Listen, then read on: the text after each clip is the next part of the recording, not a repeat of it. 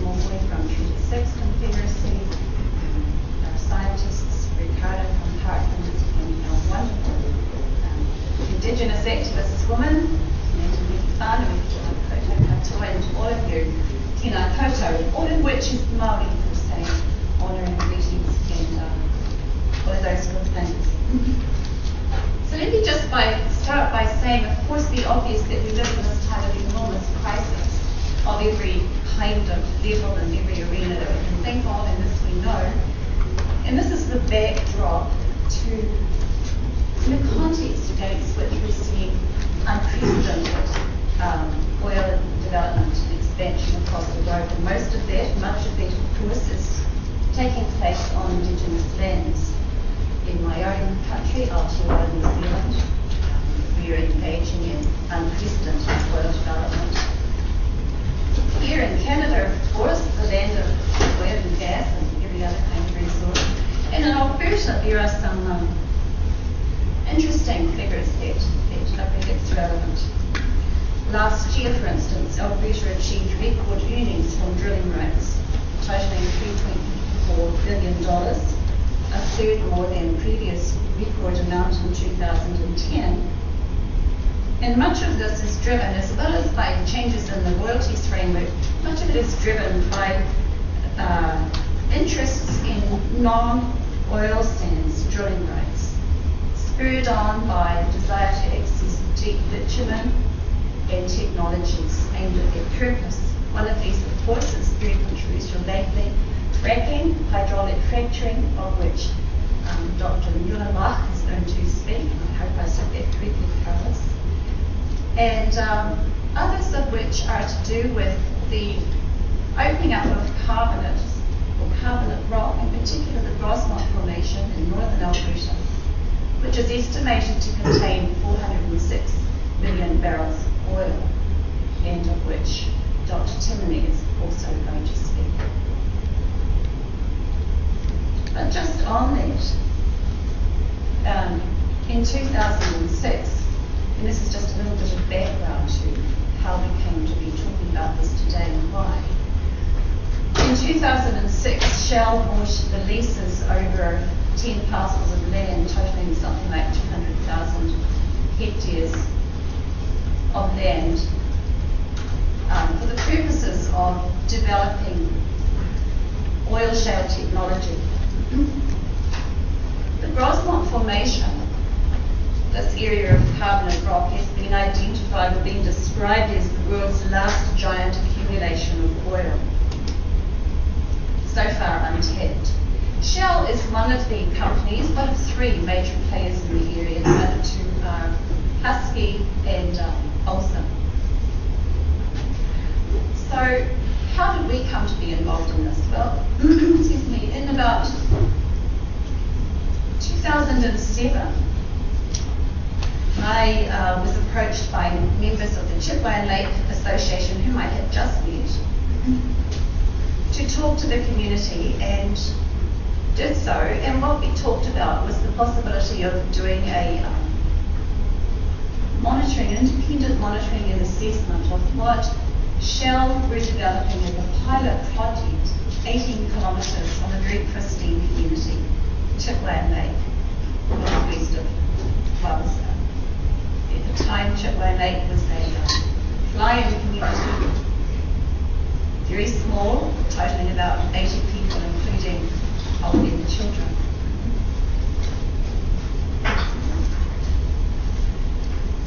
So, following that meeting and following also the declining of Shell to fund our research, Dr. Timoney and I undertook a pilot project initially and then followed it up with a larger project which we finished a year or so ago. So that's the background for why we come to be talking about this today.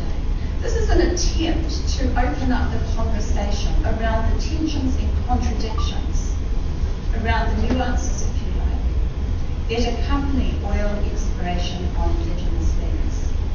I want to acknowledge Andrew too, because Andrew was part of that early phase of the project and did great work. And thank you. And I want to too acknowledge these wonderful graduate research assistants who actually put this on. I'm just the front person. Michelle here on my right, and Josh, and Angelica, he's going to be joining us. So with that very brief background then,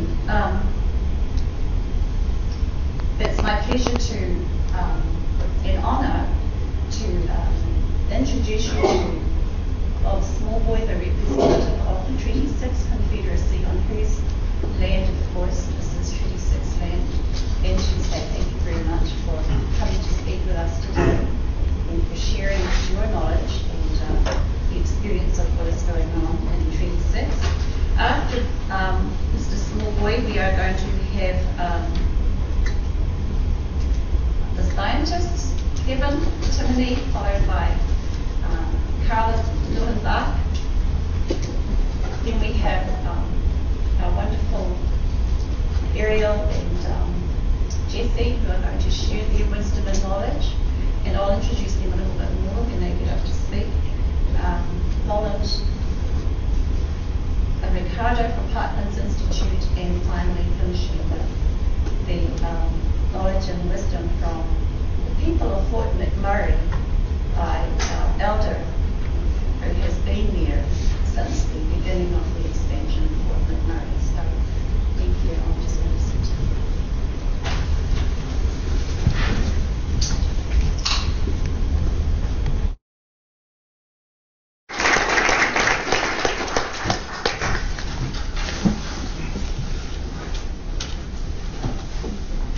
You reminded me, and I want to thank you for the things that you reminded me of, because we have stories at home about when our people came here a very long time ago.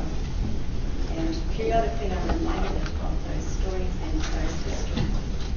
Because in those stories and histories, the relationship is that we are the elder brother, and so I want to honor you as my elder brother and say thank you for reminding me. Thank you for reminding me of those connections and of those stories. Thank you for reminding me about the stars that we said that we come from, for our relationship to the water. My people are called Waitaha, so water carriers. And so I want to honour you for putting that back in that place of holding. Thank you very much. So it's my pleasure to introduce Dr. Kevin Timoney, who probably needs not much introduction to many of you, because of the work that he's done up north in Fort McMurray as ambassador and with the people from also in challenging some important reports that have been produced. And so it's been my honour to work in a very small way with Kevin, and thank you very much, Kevin.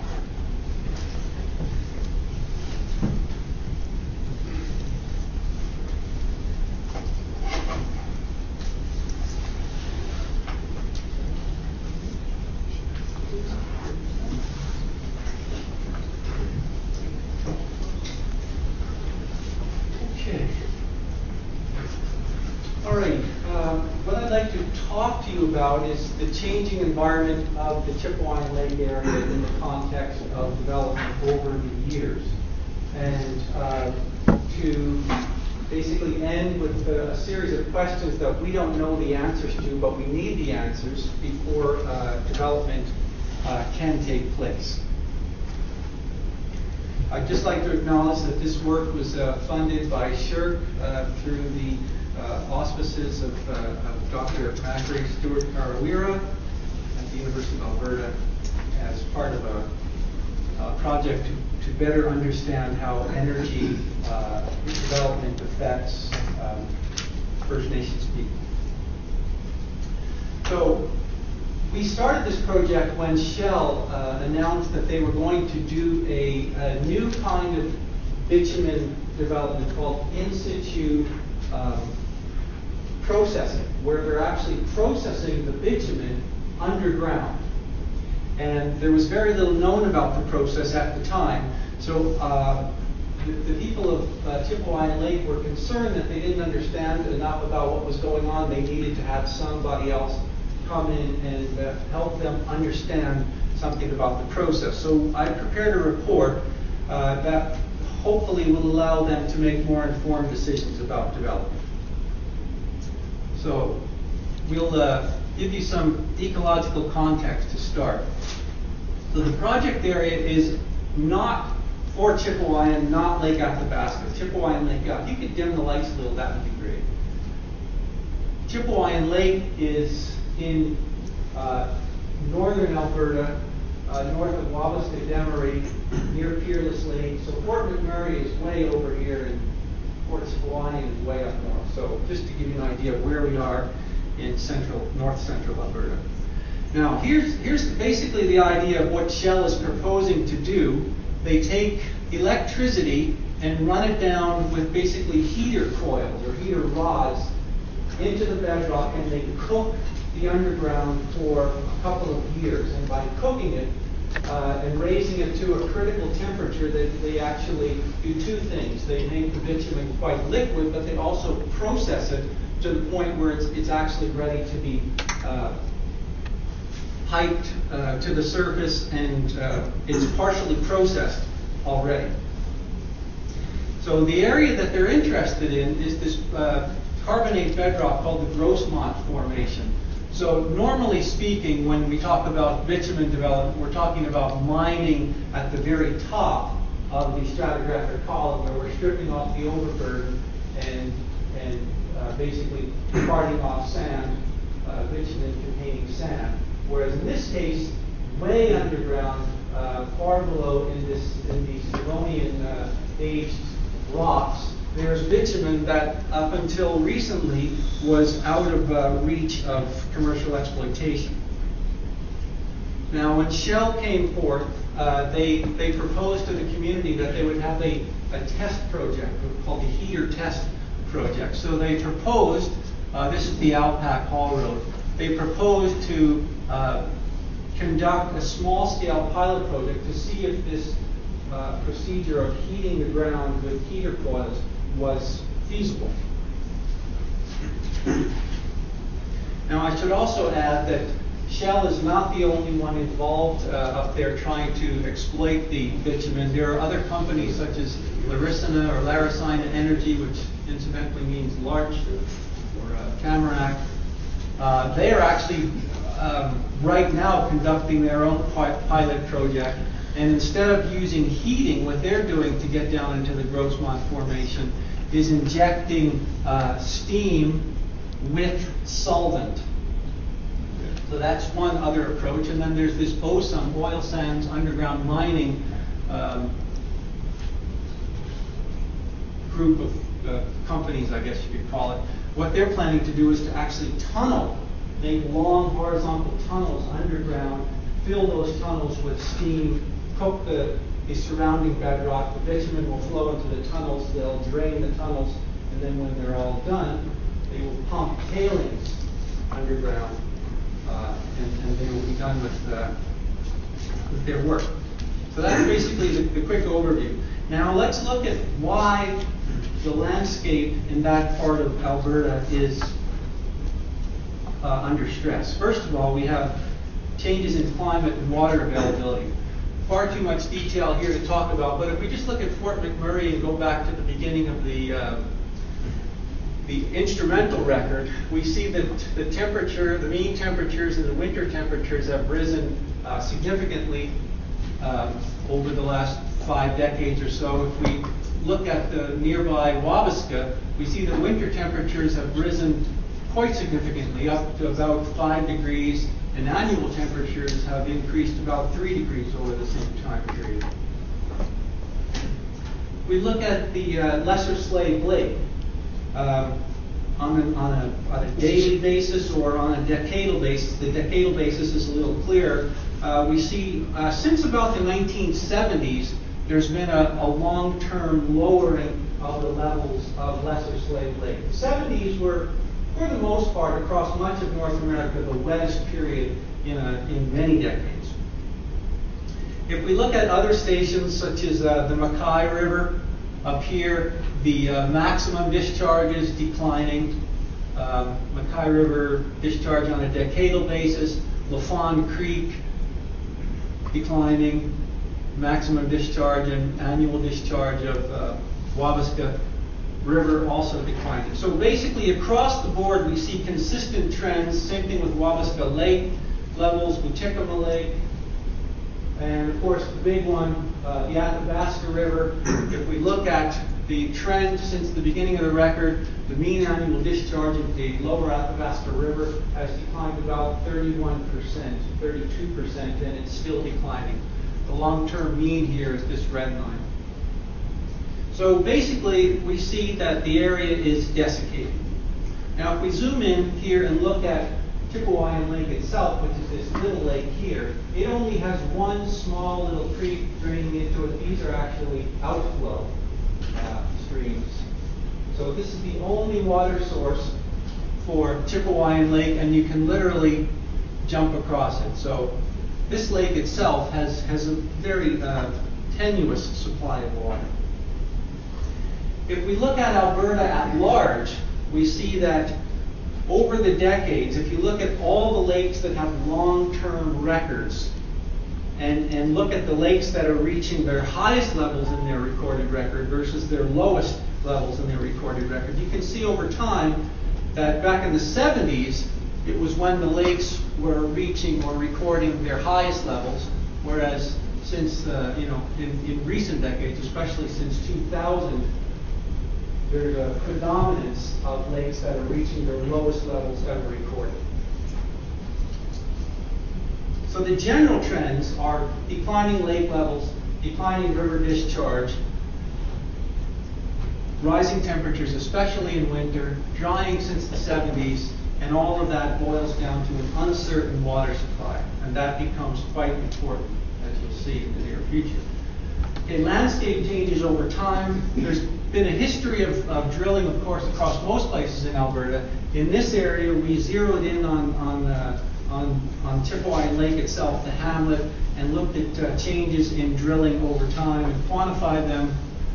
And if you look at those, you see that total wells started to take off in about 1977 and has been climbing ever since. In particular, from 2006 to 2008, there was another spate of drilling. This is Forest Lake here. We're going to talk about it in a few minutes. This is the road. Chipewyan Lake Hamlet is right there. The blue dots are old wells. The red dots are new wells built in the last few years.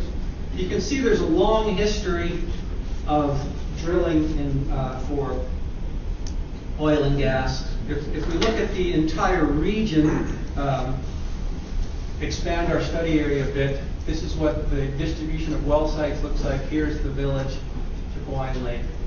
Total number of wells over time skyrocketing in the last few years just because of renewed interest in this unconventional bitumen.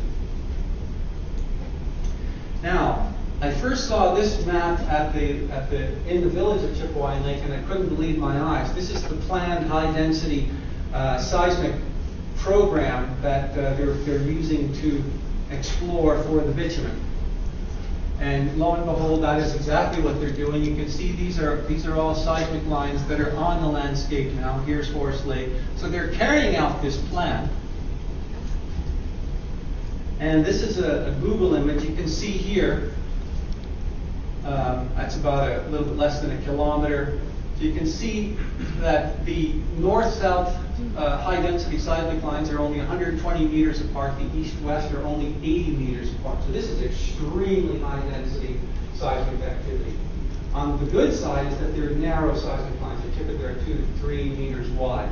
But we don't know, in terms of science, we don't know the effect of fragmenting a landscape to that extreme degree. The density here is about 21 kilometers of seismic lines per kilometer squared.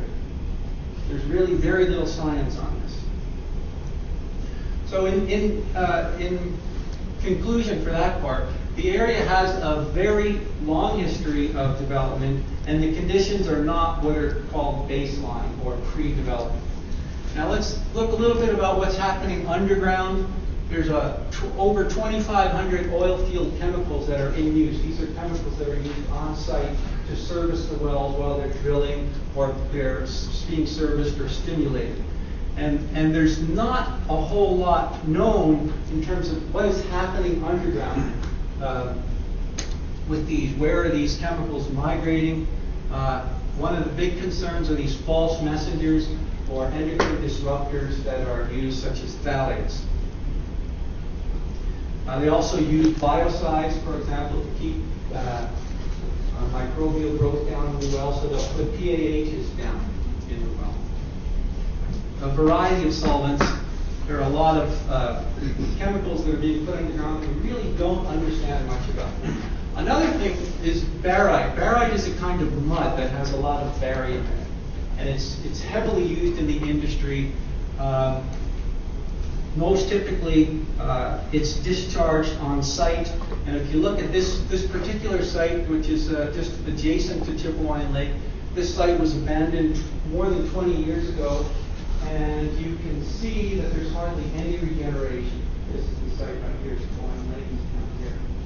So if you multiply all these things together, you see that we have a fragmented landscape. We have one where there are chemicals underground or above ground that we're not studying with sufficient scientific rigor to really understand what's happening on the landscape. Now, barite, the Alberta Environment and ERCB know about barite. They basically concluded it's almost ubiquitous. It has a lot of heavy metals in it. Again, these are the sorts of little changes that are happening on the landscape wherever you look that are multiplied into the thousands. And all of these little cuts eventually will have large effects. Now, unfortunately, the companies are not required to tell us what they're putting underground. So again, what we often run up against is uncertainty. We know that they're putting these chemicals underground. We don't know what they are. We don't know where they're going. The US EPA looked at in-situ fossil fuel recovery, and they concluded that most, if not all, of the in-situ fossil fuel recovery programs in the United States have caused groundwater contamination.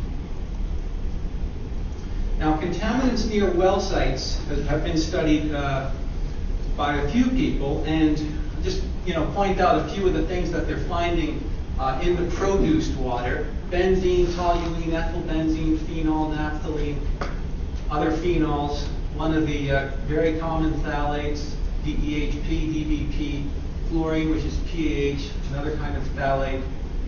Drill cuttings can contain, in addition to phthalates and various PAHs, something called dibenzofuran. So drill cuttings and the produced water that is being produced on site are by and large fairly toxic. So it depends on what the industry is doing now, but also what they were doing in the past. There's a legacy out there on the landscape of chemicals that we don't have a very good understanding of. Now, if we look at the phthalates that are in the groundwater in the Chipewyan Lake area, remembering that phthalates do not occur in nature. So once you find phthalates, you know that they're produced by industry, and they can only get there by one of two ways. One, by laboratory contamination, because laboratory equipment often contains phthalates, or two, they got there by industrial activity. In the quaternary groundwater, near the surface groundwater, near the lake, these two phthalates were found basically half the time or a fifth of the time in all the groundwater samples. So they're around, and their concentrations are much higher underground than they are in the surface water that is being studied at Chipewyan Lake. And if you look at the laboratory quality assurance control, there was no indication that this was a matter of laboratory contamination. So from that, I would conclude that the phthalates are getting into the groundwater, and of course, we do not want phthalates in our groundwater. Also looked at some of these other compounds that are associated with drilling and servicing, and they are also in the groundwater, like benzene, toluene, xylene.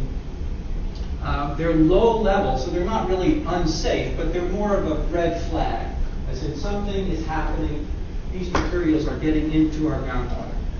Also picked up a lot of dioxins in terms of number of detections. Dioxins and furans, again, we shouldn't expect to find them, but we found a lot of them indicating industrial activity. Okay, oh, sorry, I need to back up. How do I back up? Back up. Page up, maybe? Yes. Didn't work. There we go. Sorry. Go back. So there's a little lake called CTL1, which is right next to the Shell's heater test project. And the ERCB was looking at some of the data, and they found recoverable hydrocarbons of 1,000 milligrams per kilogram. That's 1 part per 1,000 of recoverable hydrocarbons. That's a lot of hydrocarbons. So the ERCB said to Shell, this is a very high value. And Shell responded that, no, these are not really high values when they are. And Shell explained the presence of these on the basis of there may be some exposed bitumen somewhere. So nobody really knows the source of these high levels of hydrocarbons in that little lake. Just a quick point here. Water quality exceedances in the groundwater wells, very common. Now the question is, are they due to industry or nature? Both is the answer. In many cases, the water quality is not very good in terms of just the natural geology. So I'm not at all inferring that these exceedances are all due to industry. I'm just saying that in some cases, we can be fairly sure they are. Same thing with surface water exceedances for these compounds and hydrocarbons in the sediment. So the question is, how much is natural, how much is industrial? There are a lot of abandoned wells in the area. We know that some were abandoned with what are called bridge plugs, which is a fairly common way in which there's contamination coming out of well bores and into groundwater. Okay, I won't go into that. I don't want to bore you with Shell's application, because Shell has put their project on hold presently. Now, another thing to realize is that there are quite a few industrial facilities basically hidden out there. So it's not as if this area does not have sources of industrial contaminants already. Okay, let's look at some of the effects of landscape disturbance over time.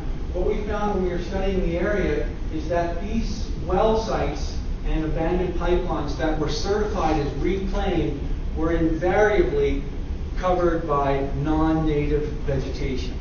So if you have a long-term disclimax of things like alside clover and alfalfa, timothy, brome, fescue, to an ecologist, that's not reclaimed.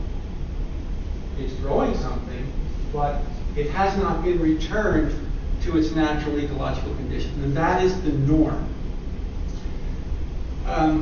What do we expect to find based on the science of dissecting and fragmenting the landscape elsewhere? We can expect population declines of sensitive wildlife, which we'll get into in a minute, increased predation, increased exotic species and exotic vegetation, that's non-natives. Desiccation, once you carve up the landscape, desiccation increases through increased exposure to wind and sun.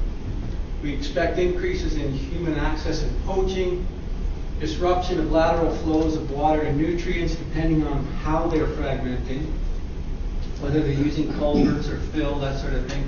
And when you add up all of these things, you get loss of treaty rights. Because once you lose the ability to conduct a life on the landscape, you've de facto lost your treaty rights.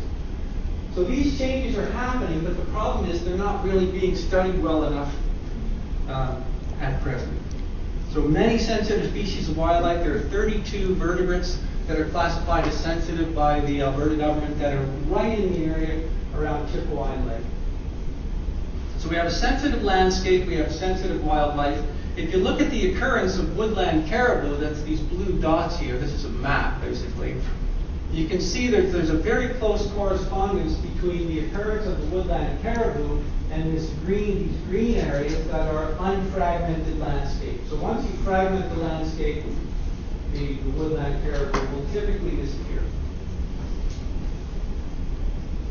Another thing that's striking about this landscape is, here's Chipewyan Lake again, is the abundance of peatland. Peatlands are all these turquoise areas. Peatlands are quite sensitive to disturbance. Their hydrologic regime is quite sensitive. Typically what will happen upon development is that they will desiccate.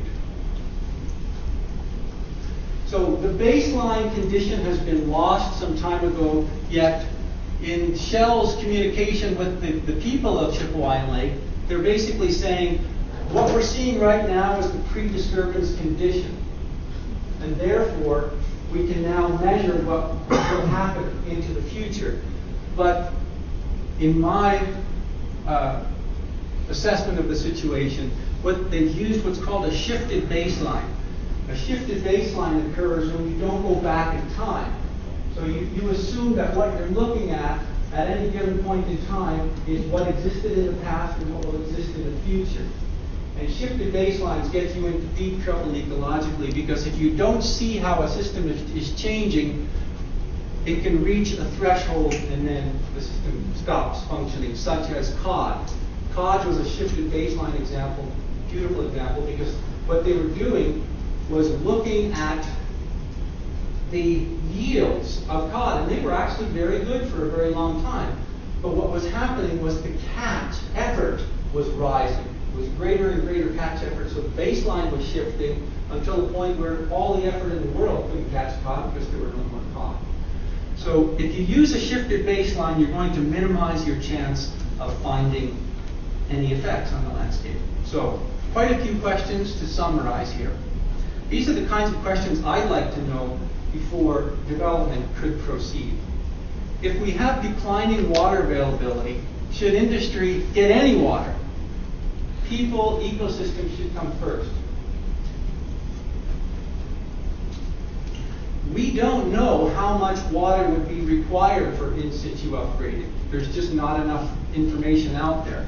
So, and if you look at that part of Alberta, there is no really good source of surface water. So maybe they can use deep saline groundwater. We don't know. There's just far too many unknowns. And what are they going to do with the wastewater and the processed water? Where's all the electricity coming from? If you think of putting all of these heater rods below ground, they're going to demand vast amounts of electricity. How is this electricity going to be generated? Maybe nuclear power. Now, in government, and I guess this is what you call a rhetorical question, can government and industry guarantee that these serious impacts will not occur to air, water, groundwater, and wildlife? And what if they do occur? Are these practices in the past and presently being overseen and managed with sufficient diligence? what chemicals, I would really like to know what chemicals were placed down these well bores over all the years. It would help us to understand what's happening. How are the drilling wastes handled? And how will they be in the future? Has the groundwater quality been already degraded?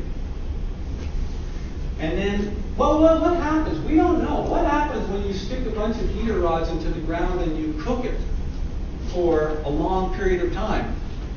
Nobody seems to know. So we're dealing with it. This goes ahead, basically a large-scale experiment.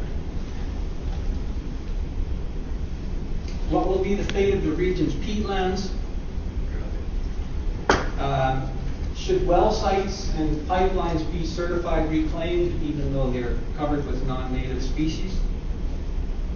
What are the responsibilities, to ask a much bigger question, what are the responsibilities of government and industry to the people of Chipewyan Lake or any people in any part of the world into which they come? Are treaty rights being infringed upon already as we speak? So in my opinion, we have too many unknowns to proceed with this type of bitumen development, which makes me worried to proceed unless we know where we're going. And that's, I think, the state of the affairs right now. Thank you.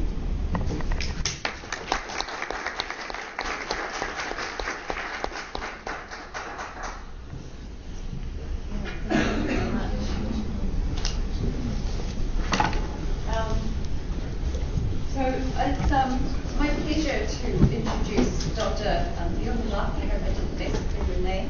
You know, it's really, it's probably a comment about my inability to look further than my nose at times, because I was frantically looking for somebody to talk about working, not just because of what's going on in Alberta, but also because of what's going on in my own homeland.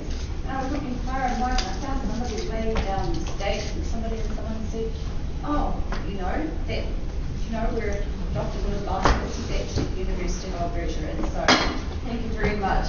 I'm delighted, and let me just try and not get rid of these wonderful notes at all, but that's you here.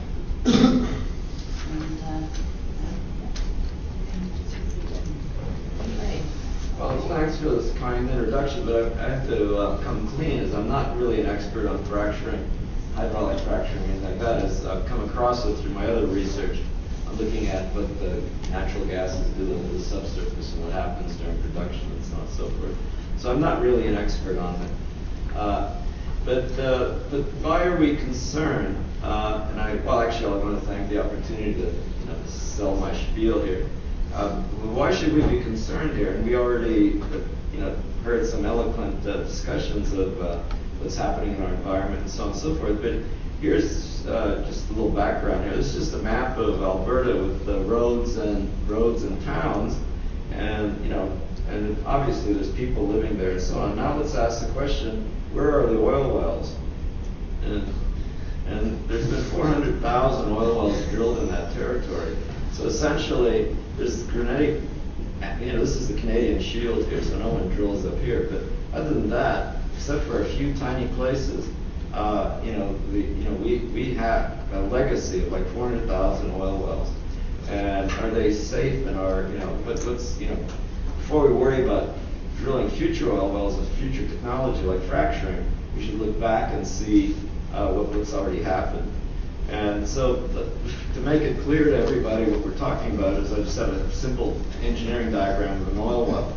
And essentially the oil company wants to use this like a straw into the ground, and this is the straw that reaches the goodies that you're after. And to keep the straw in place, you put it inside a steel casing, and that steel casing has to be cemented so that there's seals against the rock. And depending on how deep it is, depending on what the geology is, you put around different collars around it. So if you've been watching CNN News lately, there'll be an advertisement from ExxonMobil where this very sincere engineer says, "Oh, now we do it so much better. Now we put in 3 extra layers in the protection." I'm going to be talking about something called surface casings, and that's the big outer layer that is supposed to protect groundwater. and it's supposed to be deeper. The casing has to go deeper than groundwater by regulation, and that basically is meant so that if there are leaks along the way, that you isolate the system and save the aquifer. And it doesn't always work. That's a key what I'm talking about later on. Okay, so again, there's been a lot of talk about this new technology, fracturing, hydraulic fracturing. We just heard about unconventional reservoirs. And the industry uniformly has this line saying, if we do it right, everything is fine. And actually, I would agree with them that if they do it perfectly, correctly, everything will work out. But the question we want to ask is, how often do they actually make mistakes? And what kind of mistakes they do? What's the consequences if they make mistakes? And this is my own work here, as I said, is that I basically analyze gases in the surface casing vent flows to figure out where the leak is so that the industry can fix it. And I'll show you how I do it in a few minutes. But anyway, so this is the location that I've already worked on. And all of these every red dot means there's an oil well that is leaking, and the industry know it's leaking, and they're trying to fix it. So the problems, there's problems everywhere. If you look at some of the technical literature, you can say, well, why are there problems? So in other words, if they drill this well, this is a steel pipe, this is where they want to suck things out. Why is there a problem? And the problem is because the sealing hasn't been correct. And there's a variety of reasons, a variety of mistakes they can make, and the net result is the leaking gas can't reach the Earth's surface. It can't impact the soils. It can impact the water, the groundwater, and so on. And it's actually a very common problem. It's not like rare. It's not rare when one of these oil, that you have a failure.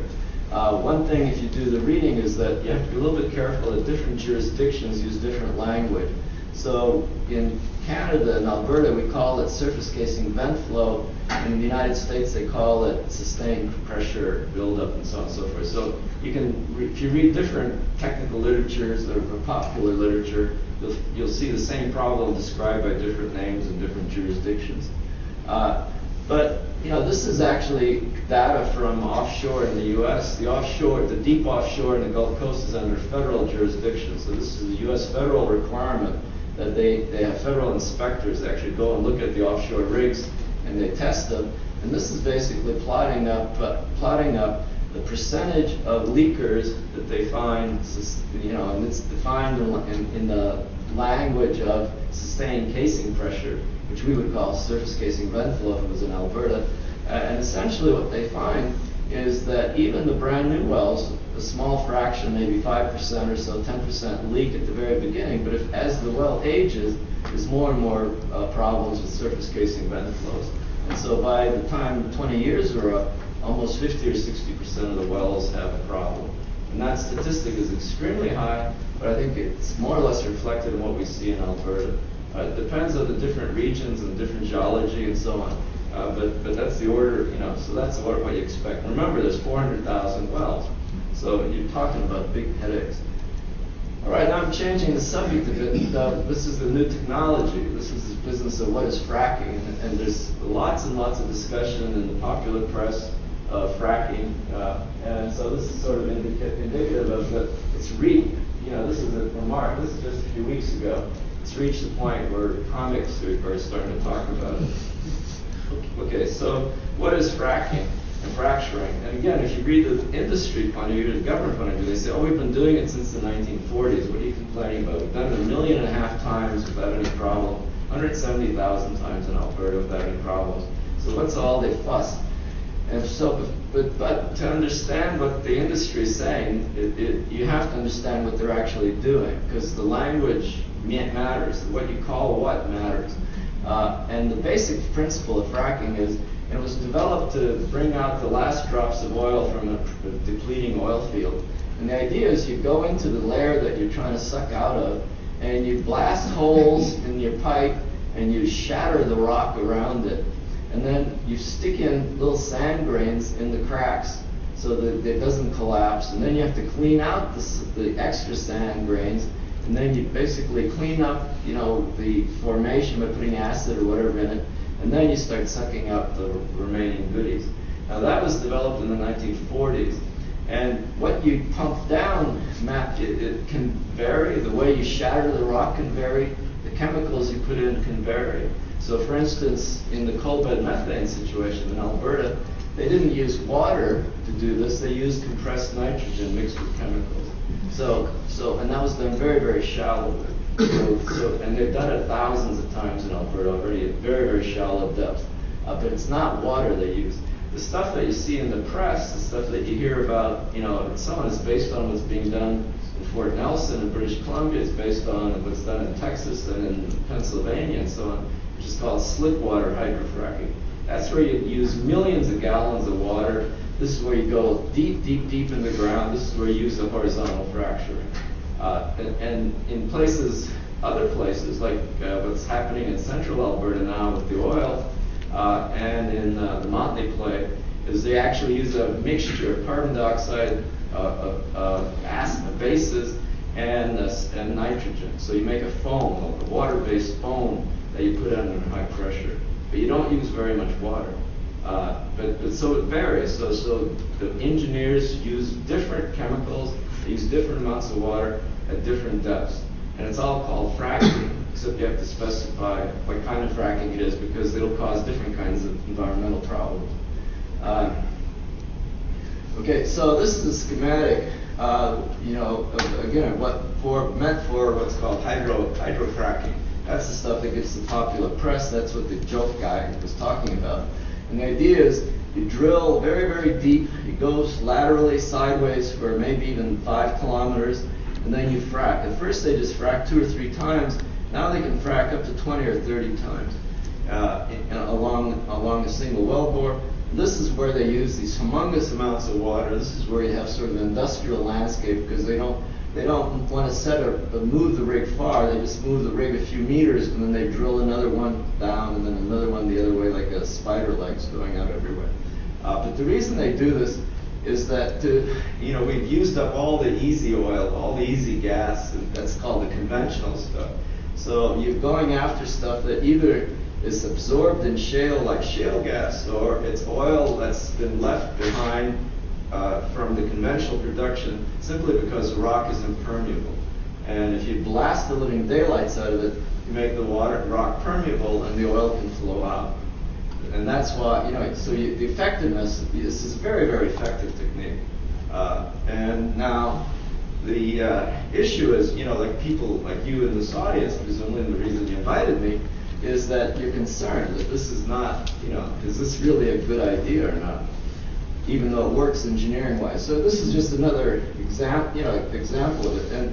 And a lot, you've got to remember the language, is that a lot of the objection, the people in Pennsylvania and so on that are objecting to this, they're not really objecting to what's happening at 5,000 feet down or 2 kilometers down. What they're objecting is these hundreds or thousands of trucks that are bringing millions of gallons of water to a place which they keep drilling holes for 2 or 3 years. I mean, in Alberta, you have a drilling rig that comes and it drills a well in maybe 2 or 3 days and then moves on. Here, in these kinds of schemes, you set up a central drilling platform that's going to be in operation for 2 or 3 years, 24 hours a day, 7 days a week, and you're going to have noise, dust, and thousands upon thousands of trucks coming and going. And so a lot of the people that are objecting to fracturing are actually objecting to the traffic and the noise and the dust. But there is additional problems. And one of the reasons, as I said, mechanically it works like a charm. I mean, they can do this. But there's a lot of objection. And one of the objections, as we heard from the previous speaker, is the mystery of what are they actually doing. They have to do something very, very complicated. They have to break up the rock, they have to bring in sand, they have to get rid of the extra sand, they have to clean up the mess. So it's all done by alternating different chemicals in a sequence. But industry has kept it a secret what they do. And so people are very, very suspicious, saying, oh my God, what are you doing? Maybe you're poisoning me. So the U.S. Congress, the Democrats were in a minority position. They had an investigation where they released, they basically asked for voluntary information from the major companies in the U.S. And they did get cooperation. So they produced a list that's an appendix. It's on the web. You can get it as an appendix. And it lists over 2,500 different chemicals that were used, combinations. Some were just plain strange, like instant coffee, walnut hulls. But others were pretty serious stuff. And essentially, they identified 29 chemicals that are considered quite dangerous. And the reason they could get away with doing it is because, remember, there's that Halliburton Amendment basically said that this process was excluded from the U.S. Clean Water Act.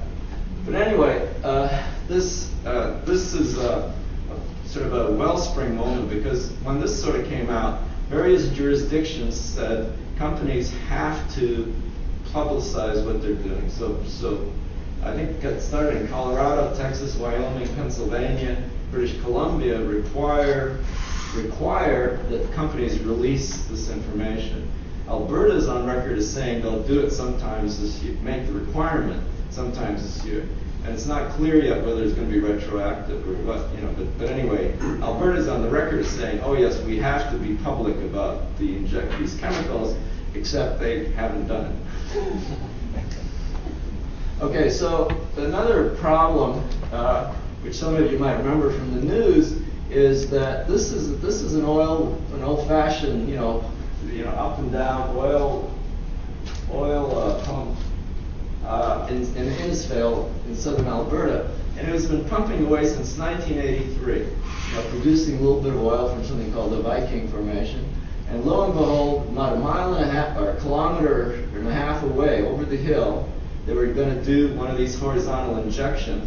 They weren't after shale gas; they were after this trapped oil in this formation. That this well was slowly producing a little bit.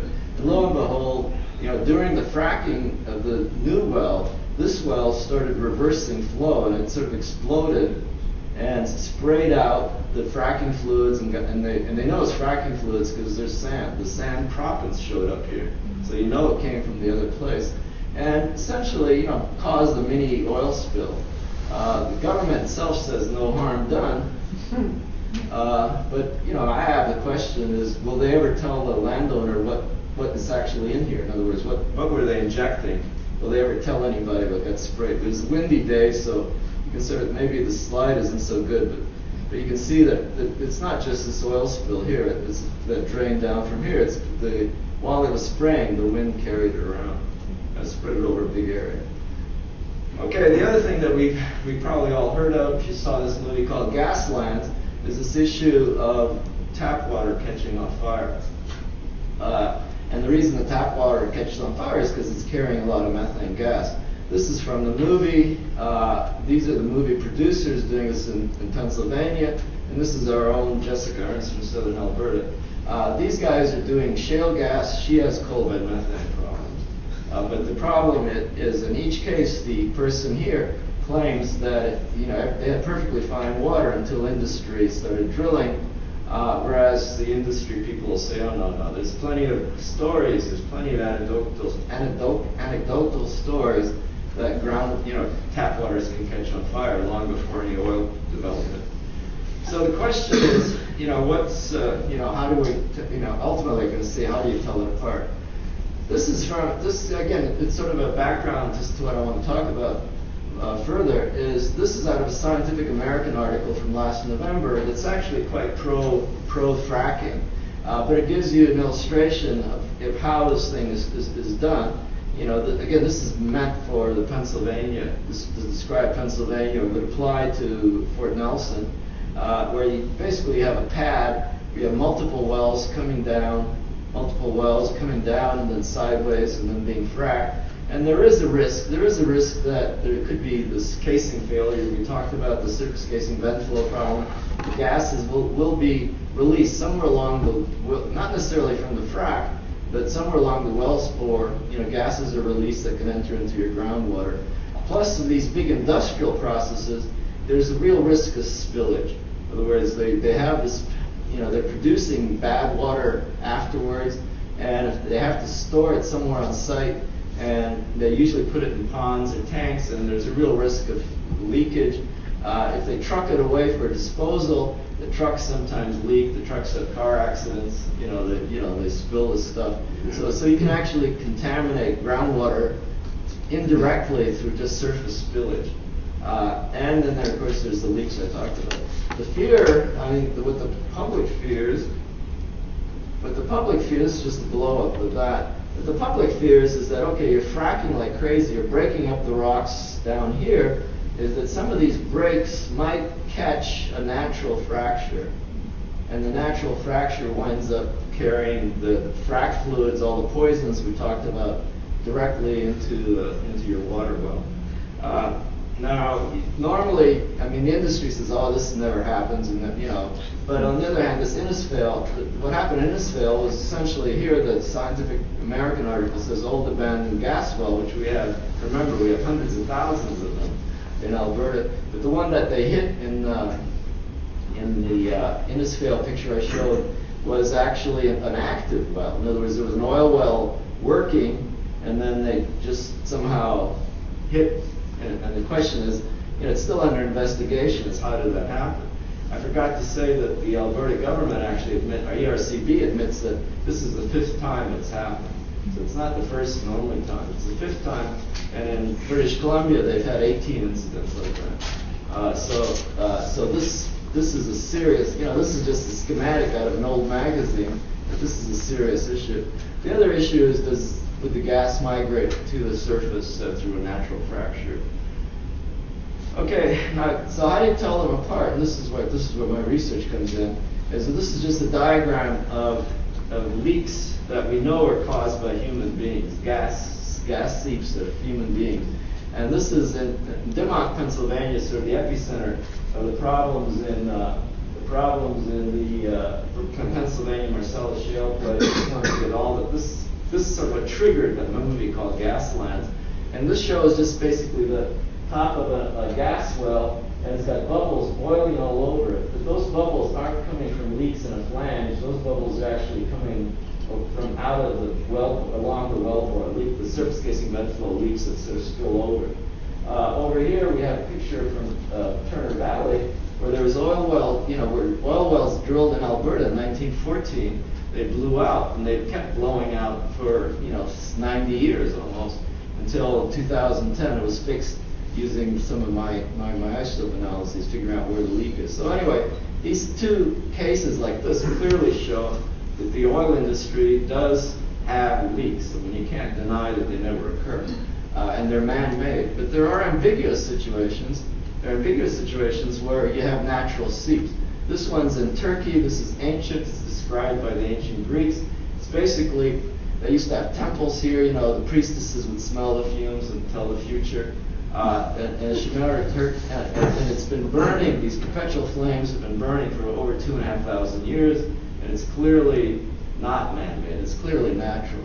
In Alberta, northwest Alberta, there's a place called Hot Pots, where again there's gases seeping up from the depth. This is perfectly natural. Deep gases are coming out because of the mountain building processes and the folds and faults up there. And gas can burn, leak to the surface and can be set on fire and it burns. This is one of our graduate students sampling the gas. That's why I know it's a deep gas. So how do I know it's a deep gas? Well, I don't know if I don't have time to actually go into the gory details here. Is that the gas molecules are made up of carbon atoms. Carbon atoms have different isotopes and they vary slightly. So just take my word for it. You can take my graduate course and I'll tell you in gory details. But we have strange ways of using units. And so we have this thing called -80 to 0. 0 is actually limestone, made in the seawater. And these, again, the numbers, how I get a number really is beyond the scope of what I want to talk about. The numbers matter something. And in the literature, when you read about these kinds of environmental challenges, what you'll commonly hear is they'll say biogenic gas, which is basically swamp gas from rotting vegetation in a muskeg or something. A lot of times if you walk around these ponds around here, you'll see bubbles coming out of the bottom of the pond, even though there's no oil well there. And those bubbles will have methane in it because it's swamp gas. It basically is rotting material produces methane. And that has a very characteristic isotope value that we'll say is -60 or -70. In contrast, you'll hear the word thermogenic gas, and that's a word for meaning deep gas, and the assumption is deep gas is petroleum, industry from gas, because that's where they're drilling deep. But there's a little bit, what you should keep in mind is that there's an ambiguity. Again, language matters, the way you define words matter. In simple newspaper talk, when you say farmer has biogenic gas, it means it's the farmer's fault because he has, he's got some rotting vegetation around his water pump or something. And thermogenic gas then would be the oil company's problem. But the problem, but biogenic gas can actually be in huge amounts buried deep underground. So the gas that's produced in Medicine Hat and sold, et cetera, is actually biogenic gas, but it's recovered from several hundred meters depth. Same thing for the Russian gas they sell in Europe is actually biogenic gas in huge, huge amounts. But it's made at shallow depths. And then you have the deep gas. Now the interesting thing is that when you say thermogenic gas in the literature, it basically means it's deep, but we can actually tell you how deep it is by doing these isotope analyses. Okay? And again, you just take my word for it.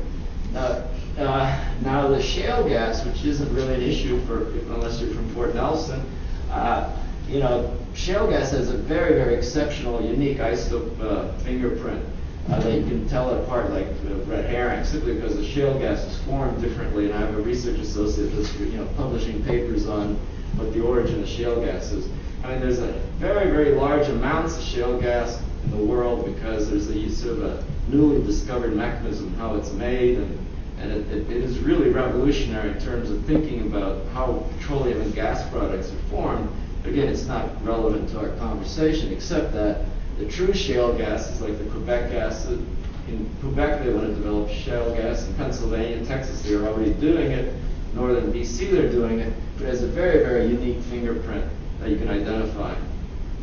Now, what about the gases we have in Alberta? So this happens to be in the Northern Alberta. This is in the Lloydminster area, but it would apply to the Fort Chip area because the geology is more or less the same as you go up there.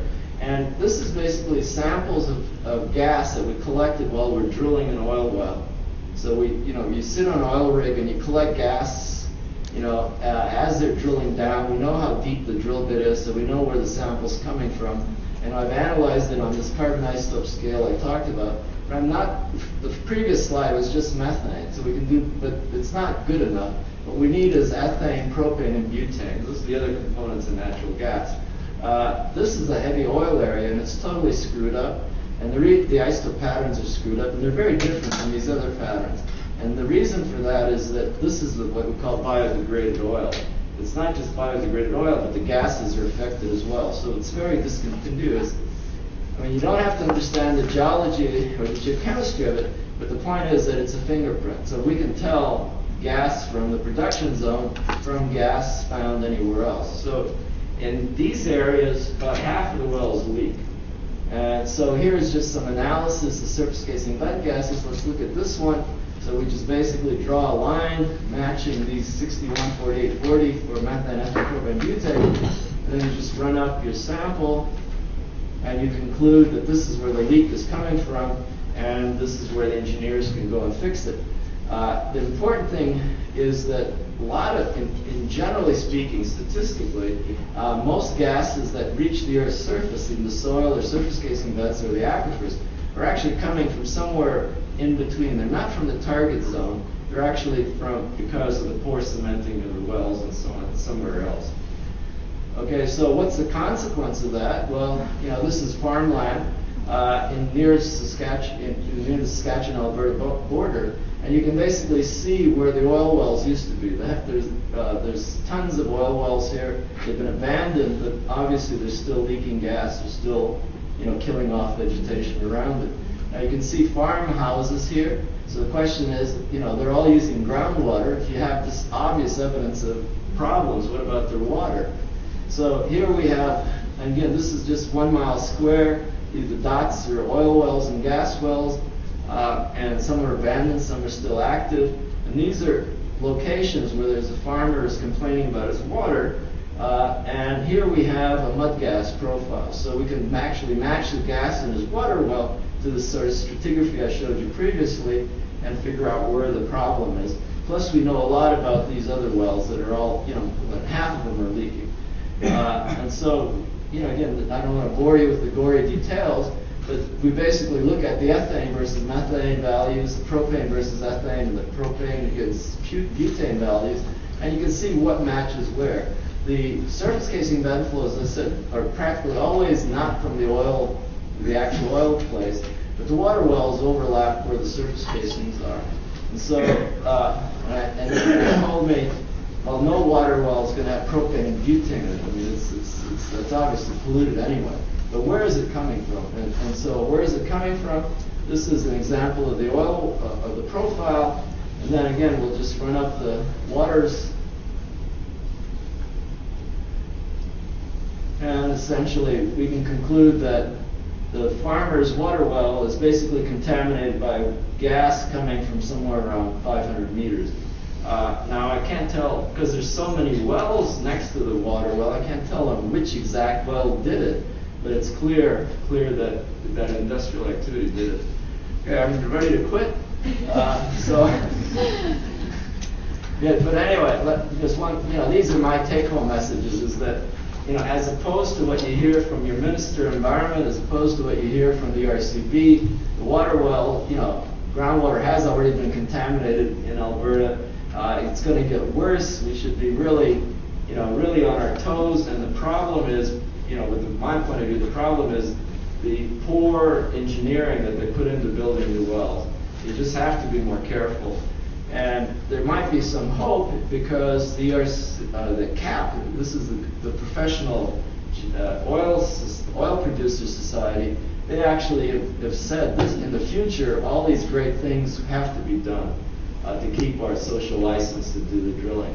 And the details are quite positive. The only question is, will the government actually follow through and make it regulations? And if they pass the regulations, will they actually follow the regulations? But there is hope. I mean, they're basically admitting that they can do better, which they didn't used to admit. So, okay.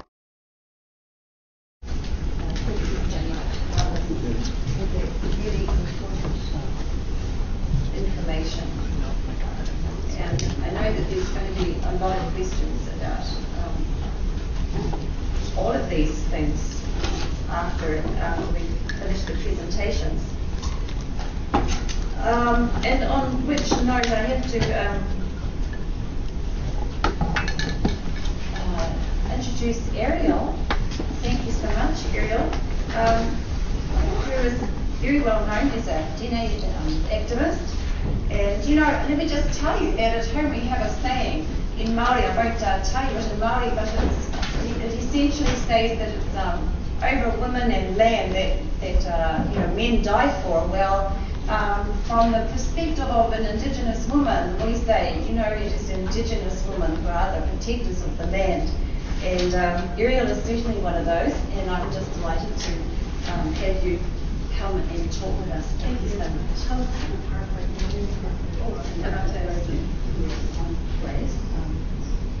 Don't worry, I can do a visualization I'll find it actually. Yeah. So first off, I'd like to thank everyone for the opportunity to be here and Makere for inviting me to speak.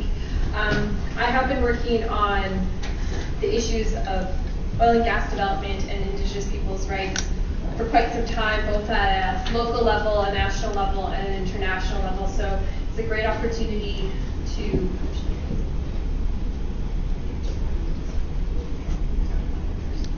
sorry. What we're having is there's sweets and coffee and tea. Water.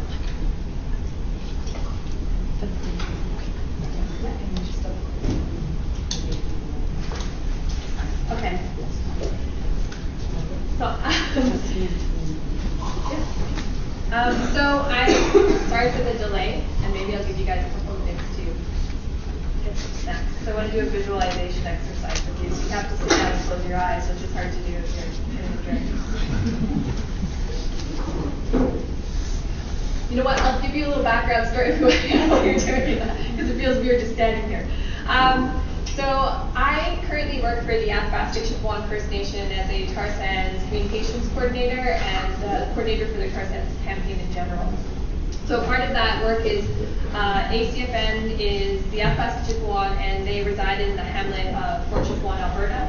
And Fort Chipewyan is one of the oldest settlements, or is the oldest settlement in Alberta, and it is home to both to the Dene people, to the Cree that belong to the Mikisew Cree Nation, to a Dene Nation, and to a or settler population. And the total population is roughly 1,200, but it's kind of more at about 1,000 now. So it's a very small community. It's a flying community, making it very isolated.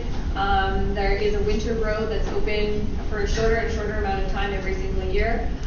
The other way to get there in the summer is by river through boat or plane throughout the whole year. So the Athabasca River system is a very pivotal part. It's a roadway. It's kind of the heart of the community, and that roadway that river system goes into Lake Athabasca. So now that everyone's sitting back down, I want everyone to start off by closing their eyes. Now I want you to picture yourself out in the wilderness in a very beautiful, pristine wildlife setting. For my sake, you picture yourself in the boreal forests. And then picture yourself far away from any city or any urban setting, and picture yourself in a peaceful place with abundant wildlife around you, where you can hear the wind blowing through the trees, you can hear the birds singing, you can hear animals moving throughout the forest. Picture this place with a river system that runs by, so you can hear the water flowing through the river systems. And imagine that this place has everything that you could possibly need. It has water for you to drink. The animals supply you with the food that you need to eat and the clothes that you can put on your back. The forest also contains much of the medicines and berries and other forage foods that you can use as well. And those very medicines are the things that you use to cure headaches and other ailments. And basically, you live in harmony with this place. Imagine this world. Imagine knowing that everything around you is there to provide for you, the foods, the medicines. It's all there, and you have to live in harmony with this place. And a mutual respect is needed in order to live in this harmony. Now take it in. Breathe it in. Listen to it and feel it. Now imagine something starts to change, and soon the animals, you can't hear them as much anymore. The songbirds are becoming less abundant. You can't hear the wildlife around you anymore. You can't hear the caribou and the moose trolloping through the forests, and things start to change. Suddenly, the air starts to smell differently. Suddenly, you realize that something is wrong. You can hear machinery off in the distance, and you know something is wrong. It's because everything is being destroyed. Acre after acre, kilometer after kilometer, the earth is being ripped up and discarded for open pit mines. Maybe not right there, but you can hear it all off in the distance down from where you are. The water systems and the rivers that you have relied on start to become lower and lower. The fish from those very rivers starts to become diseased. It starts to taste differently, and you start to get sick. And it's because those river systems are being drained to filter toxic bitumen or tar sands. And what's left is toxic waste that sits in giant lakes downstream from you, and those lakes are leaching back into the very system that you have relied on for centuries. The animals are being poisoned by the toxic contamination from the river systems that are being contaminated from those massive projects downstream. The water is being poisoned through leaching, through spills, and the air is now being filled with noxious toxins spewing from massive refineries and machineries. You are now afraid. You can open your eyes. That is the reality for the people in Fort Chipewyan. That is the reality for many of the communities that live downstream from massive tar sands development. What would you do? Does anyone? What would you do? I think you would try your hardest to stop it, You would take a stand and you would say, enough is enough. So just to give you some contextual history to what tar sands is and how it's become, and I totally forgot to take this little thing off. I don't work for RAN anymore. I used to work for Rainforest Action Network. This is tar sands, or what industry calls bitumen. That is what is being dug out of the grounds. That is what's being pulled out through in-situ methods. This is what industry is after, because we live in a petro state that is run by the petrodollar. So the production really took off in 1995, even though there have been deposits that have been known since the 1800s. But major production began in 1995 when it was at about 482,000 barrels per day. By 2008, it was at approximately 1.3 million barrels per day. And that we're sitting at that right now, about 1.3 million barrels per day of tar sands. But by 2020, the projections and the hopes of industry is to double that. More than double it, actually. They're looking at having it at about 4 million barrels per day, which is kind of absurd. And the reason it's absurd is because of the very things that Dr. Timoney and I don't know how to say had stated is that there are so many unknowns. We haven't looked at what the factors are. We haven't done a careful analysis. There hasn't been baseline studies done. The disturbances of the land is about the recoverable reserves that they're looking at in all the areas is about 141 kilometers square. Current mining in 2008 was about 600 kilometers of boreal landscape, and close to 400,000 kilometers have been leased for open pit mining.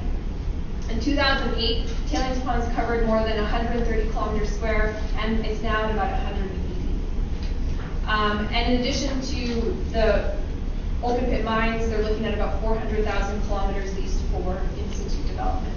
So they talk about in-situ. These are just some visuals for you to look at. And it's an immense ecological footprint to the province of Alberta. So this, down in the lower squares, you can see that that's the whole province.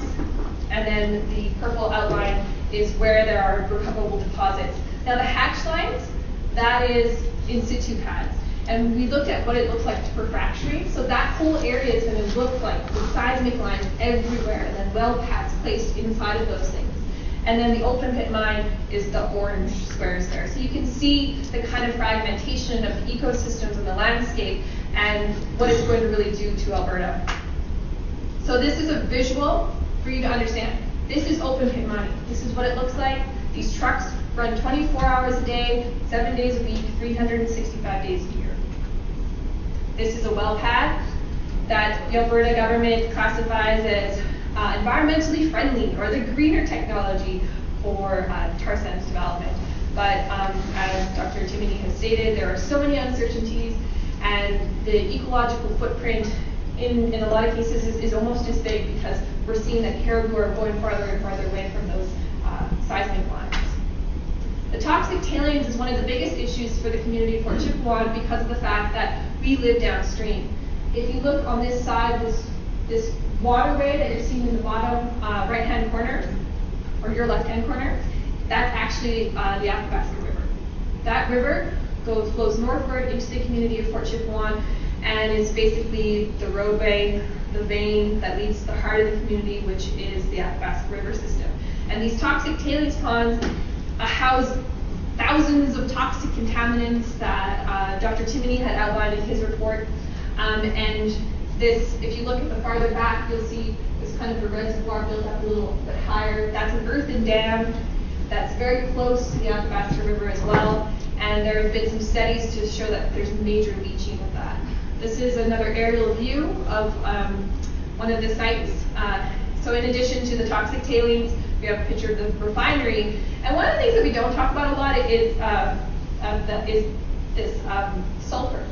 So they create so much sulfur through this as a byproduct that they now have this like giant sulfur cake stack that's now like 5 stories high, and they have so much of it they just have to keep compacting it and putting it on this big pile. It's not in any kind of compound. It's just out in the open. And anyone who's ever been up north, there are pretty big winds that come through there. So the wind often picks up in this big sulfur case and blows sulfur in the air, and there are days where it's pretty bad up there. Some more visuals. So this is what we've created. This is a pretty stark in contrast to what the impact ecosystem looks like on your guys' right to tar sands development on the left. We're basically ripping up the entire ecosystem. And this ecosystem is the home to, or the traditional territory of my people, the Dene people that belong to the Athabasca Chipewyan First Nation. And even though we know all these absurdities and that there's so many uncertainties that exist in tar sands, new projects still exist. There are new proposed open pit mining projects throughout the Athabasca region. There's expansion to already existing facilities. And Shell, again, I'm going to single them out and put them on the hook. They have proposed a project in the Makere River Mine area, which is an area of the Athabasca that has yet to be developed. So this area is still intact. It is home to some ecologically unique things like very unique fens, which are a water filtration system. It is also the home to, it is right smack in the traditional territory of the Athabasca Chipewyan First People. A existing track line that is still utilized to this day runs through the Makere River Mine project. It is also a critical habitat zone for woodland caribou, as well as the woodland buffalo, which are supposed to be protected. These are both supposed to be protected species in the province. And this project also borders a river, part of the river system that we use for traditional fishing grounds. It is also a culturally sensitive site where many people pick berries and medicines and other things for cultural practices, yet Shell is already in the preliminary process of getting this project approved. So right now, Shell has two projects, an expansion to the already existing project of the Jack Pine Mine project and the Makere River Mine. I forgot the E. They're currently in the regulatory approval process. They're looking to commence operations in 2017, but it keeps getting pushed back further and farther. And if they're both approved, Shell will be producing 500,000 barrels per day. So it's huge. Shell currently represents about 20% of overall tar sands productions. And this is just these two projects. Shell actually has in-situ pads, and they have other projects in open pit mining as well. So these projects will utilize wet tailings, even though they've said that we're trying to phase out of wet tailings. These projects have proposals that include wet tailings. And so ACFN is now challenging these projects based on that lack of understanding and analysis, not only on the impacts of the environment, but also to Indigenous people's rights. And this is where things start to get complicated and complex because, you know, CAP and Alberta Environment and even the federal government have stated that we're working really hard to clean up the tar sands. We're working hard to make sure that we live up to these environmental standards. The biggest issue is the environmental standards that currently exist don't actually encompass the rights of Indigenous peoples. They haven't looked at what is the necessary needs for Indigenous people to continue to practice their traditional rights. So what does the water quality have to be? What do the ecosystems have to be in? What does the area have to be in? How much do the caribou need to be protected, or the buffalo, or the fish? Without a full understanding of those things, Indigenous people's rights, which are constitutionally protected under Section 35, are not being protected. But what we're doing instead is we're saying, okay, well, we'll deal with that as we continue to move forward. But if you permit a project for Shell, allow the approval of these projects, without having that concrete analysis step, you're constantly trying to play catch up. And our First Nations communities haven't even done those studies. We're currently in the process of obtaining and collecting their traditional ecological knowledge, but we haven't even done a comparative analysis on the environmental standards and how they would be translated to protect the rights of our people. So these go beyond the carbon footprint issue. There's a lot more in this slideshow that I can't get into, but there are major failings of the government under health, water, and treaty rights issues, and there's a failure of industry as well. By and large, the federal government has basically sort of bypassed the rights and allowed industry to sort of take over in the consultation process. And because of the fact that government hasn't taken their duty to protect their rights, many First Nations have entered into agreements with industry because of these failings. And so we've left it to the industry to make sure that our rights are protected. And many of these agreements are not being met. And again, ACFN is now taking a huge risk and taking a huge stand. And we're currently in litigation with Shell for failure to meet past agreements. Those agreements were made to protect our treaty rights.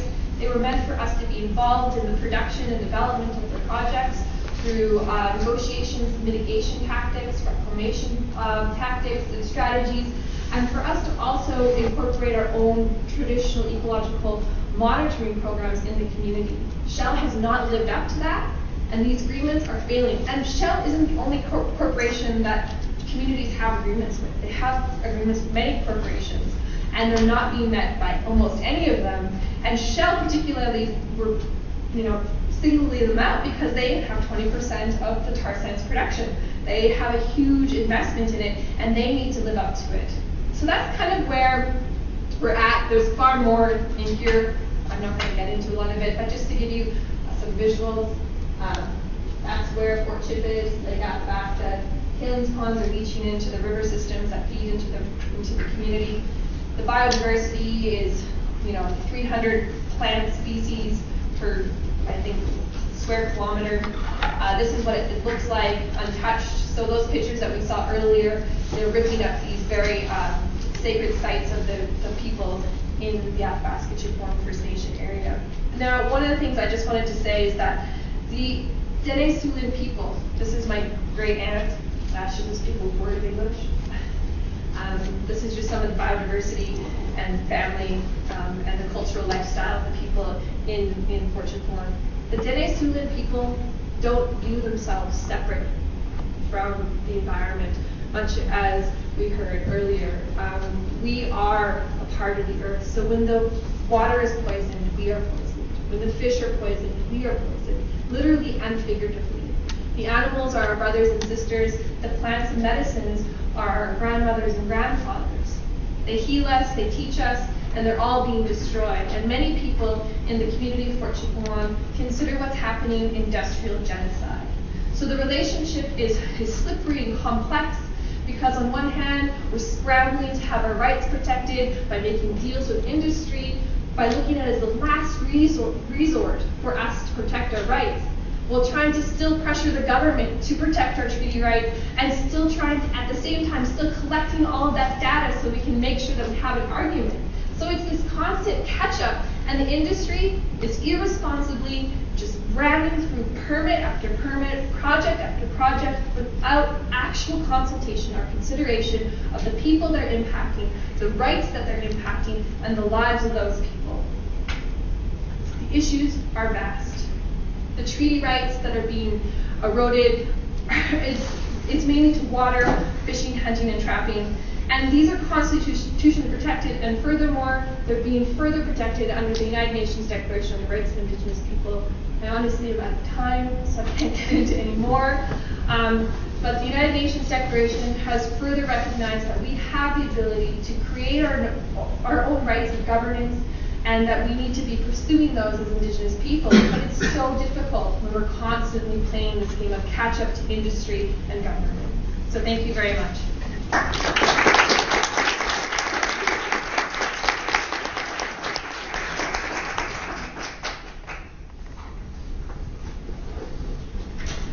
Canada was one of the core countries who really resisted signing the United Nations or supporting the United Nations Declaration on the Rights of Indigenous Peoples, and I'm sure that most of you here know that.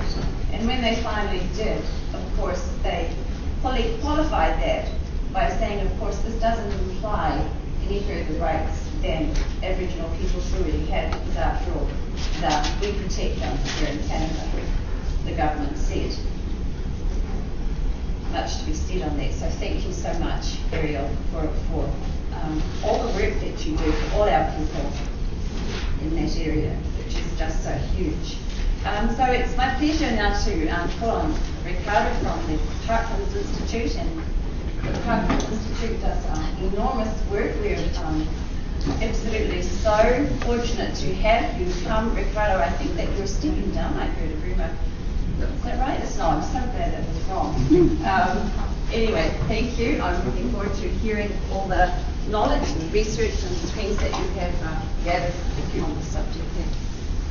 So while looking at all these fabulous PowerPoint presentations that preceded me, I was very tempted to pull out some kind of laptop or something and start doing one, but I resisted that temptation. So I don't have one, and if maybe we can turn the lights back on, because it's kind of dark up here. So I'm going to go in a little bit of a different direction, I guess, than the people that spoke before me did. And what I want to do is kind of draw the connection between some of the stuff that we've been hearing, some of the issues that we've been talking about and what's actually going on in communities, and pull it back a little bit and draw some connections to questions of power, privilege, ideology as they exist in this kind of larger Alberta context. Ariel used the expression petro-state. And I guess what I want to do is dig into that a little bit and talk about what that means and what that looks like and what it's looked like for at least the last 40 years here in Alberta. Which, Alberta's history, I guess, of being an export-driven province, an export-driven economy, comes from the early times of Europeans arriving here. And some of the trade relationships that got set up, and then as the province developed under its current kind of political and economic boundaries, we start to see agriculture develop around the province to kind of drive the province's economy. Wheat mostly in the central part of the province, and livestock, beef in the south. Until about 1947, when all of a sudden they discover this wonderful stuff in large amounts here in Alberta. They discover oil, and it very quickly begins to take over the province's economy. So from 47 through 71, very slowly, oil begins to take over more and more of the economy, becomes more and more important.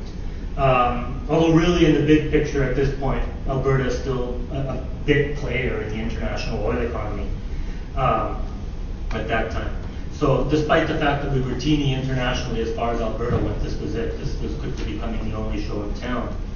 And by 1971, which is when we had a fairly significant election here in Alberta, oil policy had really become a central part of government decision-making and became a central part of the election in 1971.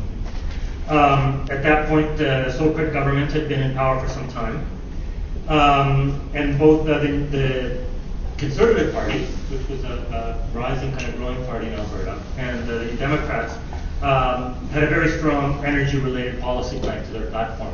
And when I kind of rattle off some of the points from Lougheed's policy plank that he ran on from the opposition in 1971, these included that the provincial government has been complacent and irresponsible in its handling of the oil industry.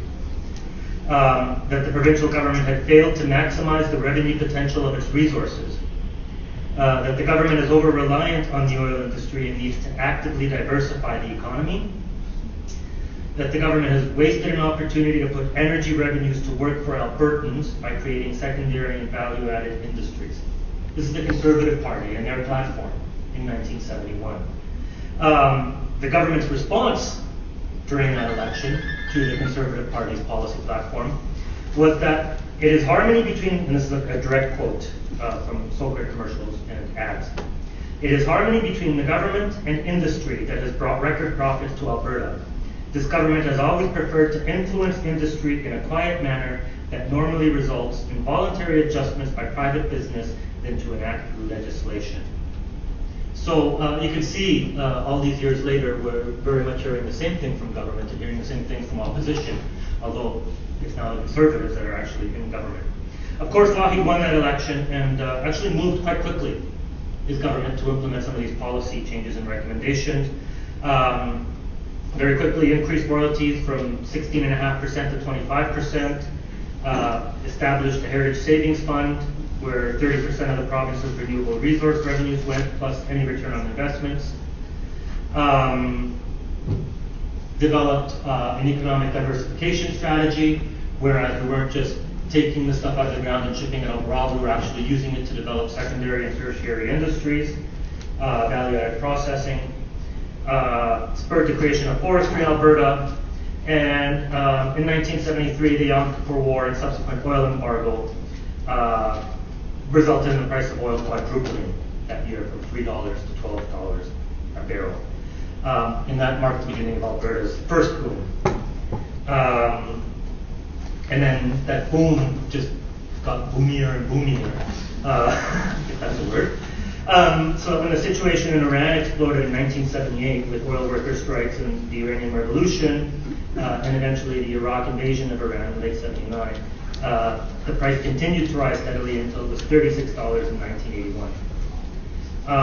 So that boom just kept going from 73 to about 1981. And we really saw a lot of, that's when Alberta really started to grow and money started to flow and jobs were created and people were moving here from all sorts of places. 1982, OPEC's ability to control the amount of oil entering the market begins to collapse. OPEC members begin flooding the market, and the price begins to steadily decline until it bottoms out at just under $10 a barrel in mid-1986.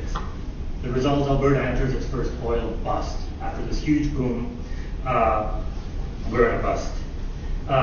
It's just an interesting side note here. Conservatives love to blame this bust on the National Energy Program, on Trudeau's National Energy Program, which is fascinating because if that was really the case, and it was Trudeau's NEP that caused this bust in Alberta, that was one powerful policy because it caused a bust in Mexico, it caused a bust in Texas, it caused a bust all over the world.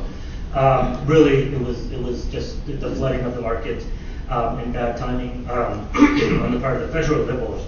The result in Alberta, we lose tens of thousands of jobs, money stops going into the Heritage Fund, economic diversification slows significantly, people lose their homes to the bank or just walked away from them, and Albertans really discovered what Logie had been talking about in terms of the dangers of hitching your economy to one resource. Bottom line is, if it hadn't been for some of the economic diversification efforts that Logie had put in place, that bust would have been much, much, much worse for Alberta. 1992, the price, I'm trying to cover the whole history of the petro economy in Alberta in 15 minutes or less, so bear with me as I roll through this stuff.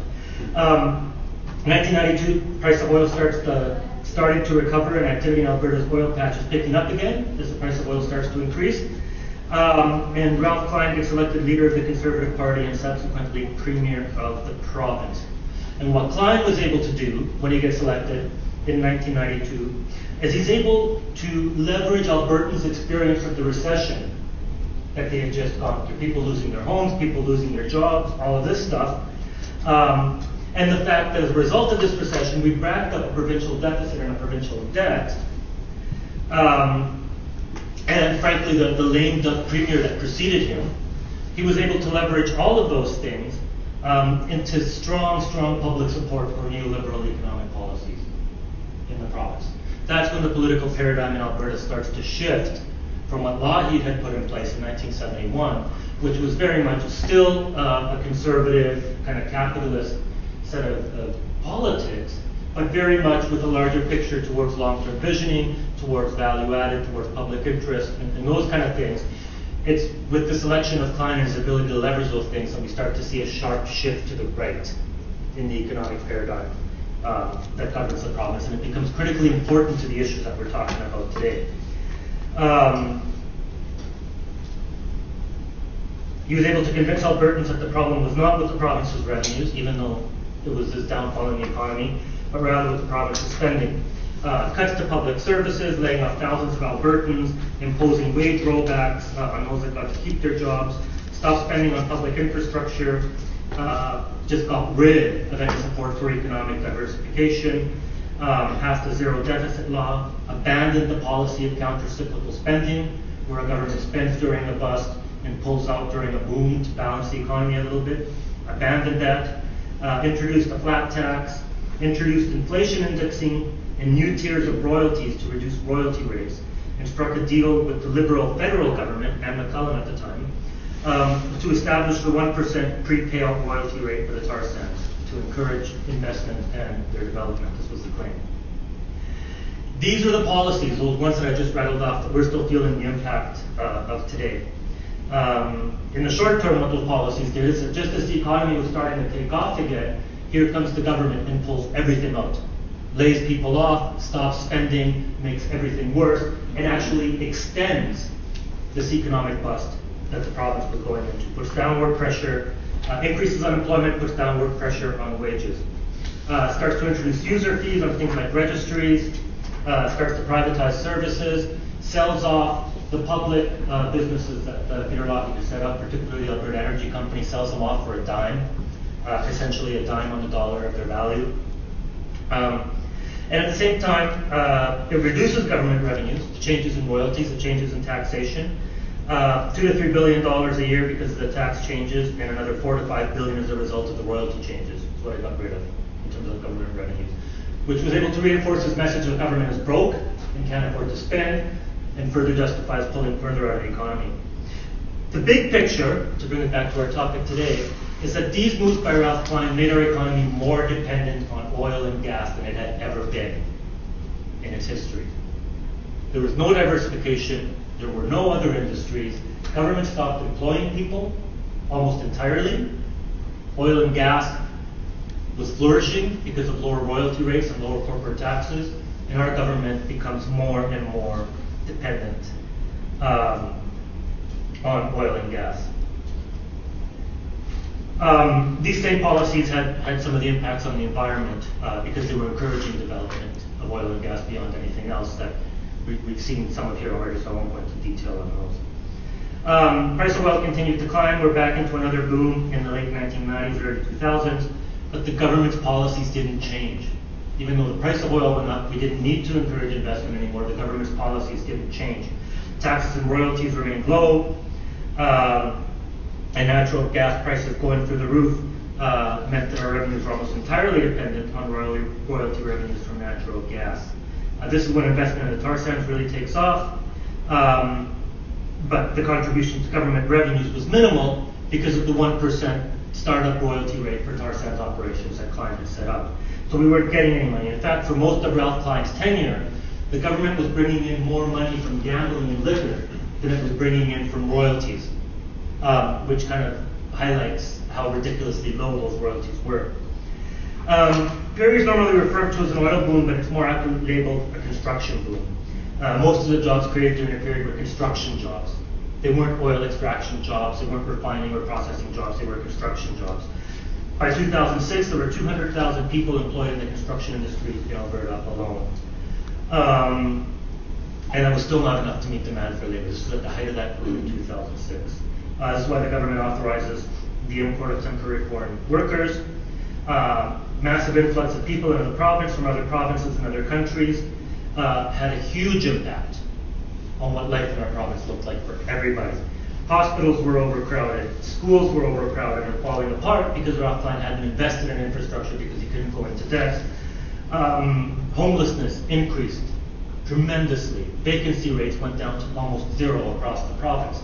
Homeless goes through the roof. The price of housing goes through the roof.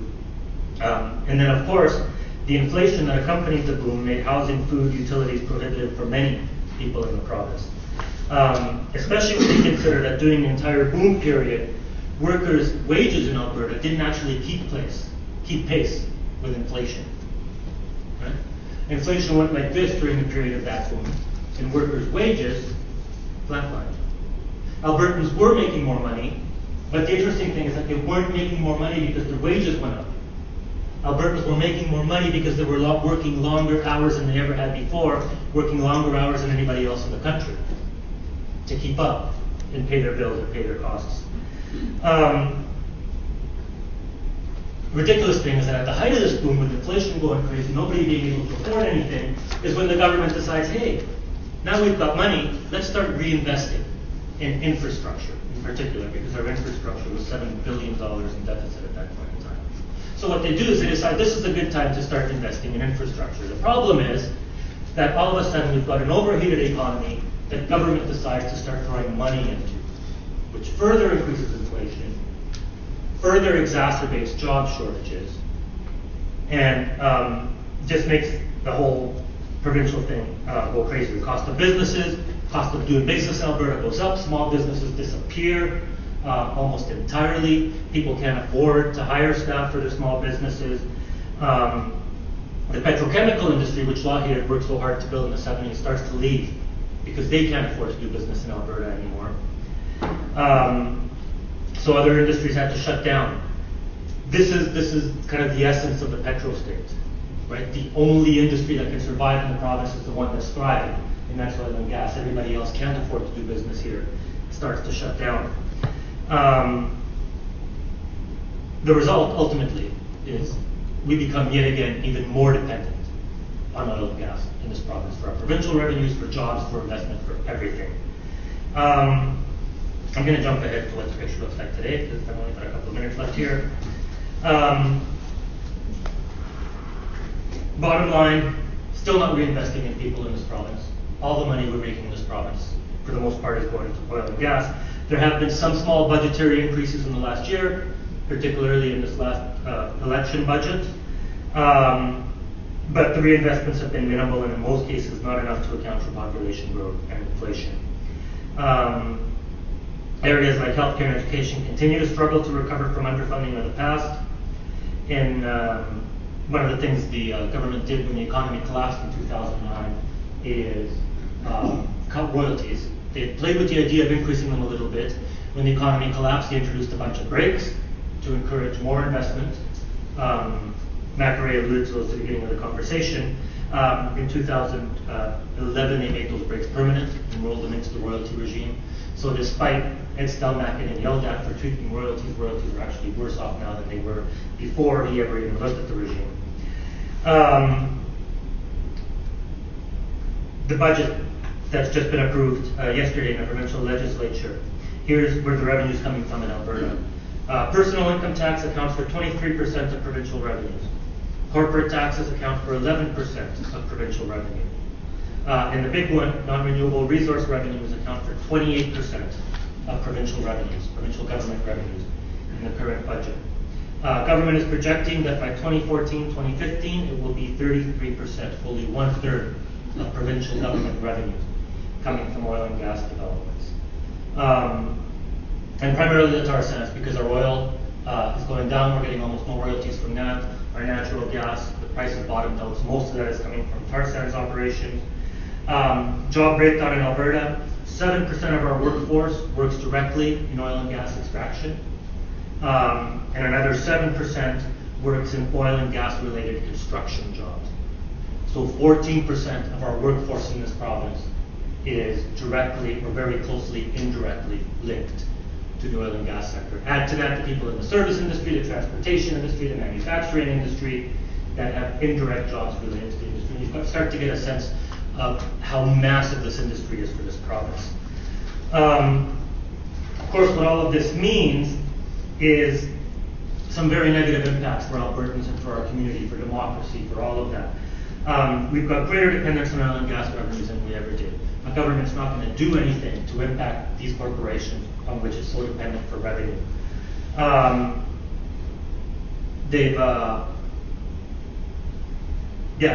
They continue, this keeps Alberta's economy fully dependent on the resource itself, which is a volatile oil and gas market.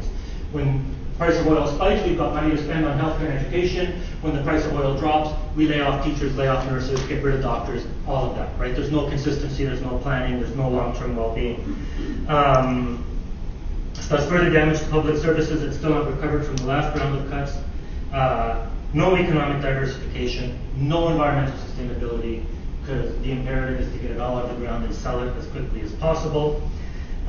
It'll make the next boom, which we're starting to move into right now, even worse. And it'll leave behind even less long-term benefits for Albertans because we're not saving any of our money. And the impacts on democracy are probably the most significant ones and the most frightening ones. The oil and gas industry in this province has incredible power. After 40 years of oil and gas calling the shots in Alberta in terms of the economy, and 40 years of one party calling the shots in this province in terms of government, they are intricately linked. They're one and the same. And you see MLAs retire and go sit on boards of oil companies, and you see oil execs wind up working as deputy ministers and assistant deputy ministers in the government. There is no difference, and that is hugely dangerous for democracy. More importantly, this industry has tremendous sway with the public in Alberta. When Ed Stelmach set out to talk about royalties the first time, what happened is the industry bosses called their workers into the lunchrooms and said, look, if they change our royalties, you're losing your job. And people feel that. It's significant to them. Because they're working hard, they're paying mortgages, they're saving up, And when their boss says, if this happens over here with this government, you're losing your job, that has impact on them. People are also dependent on the industry for their income. And there's a real fear of changing how all of this works by people and by government. There's been some pressure from the Wild Rose to keep this in place and make it worse. There's political fallout. You can see what happened to Stelmack for messing with the oil industry. And there's always a threat that industry will leave. So we need to keep those things in mind. As we look at these policies, there's causes, and how we work to change them, we can't ignore that political and economic context of the province. Thank you. I'm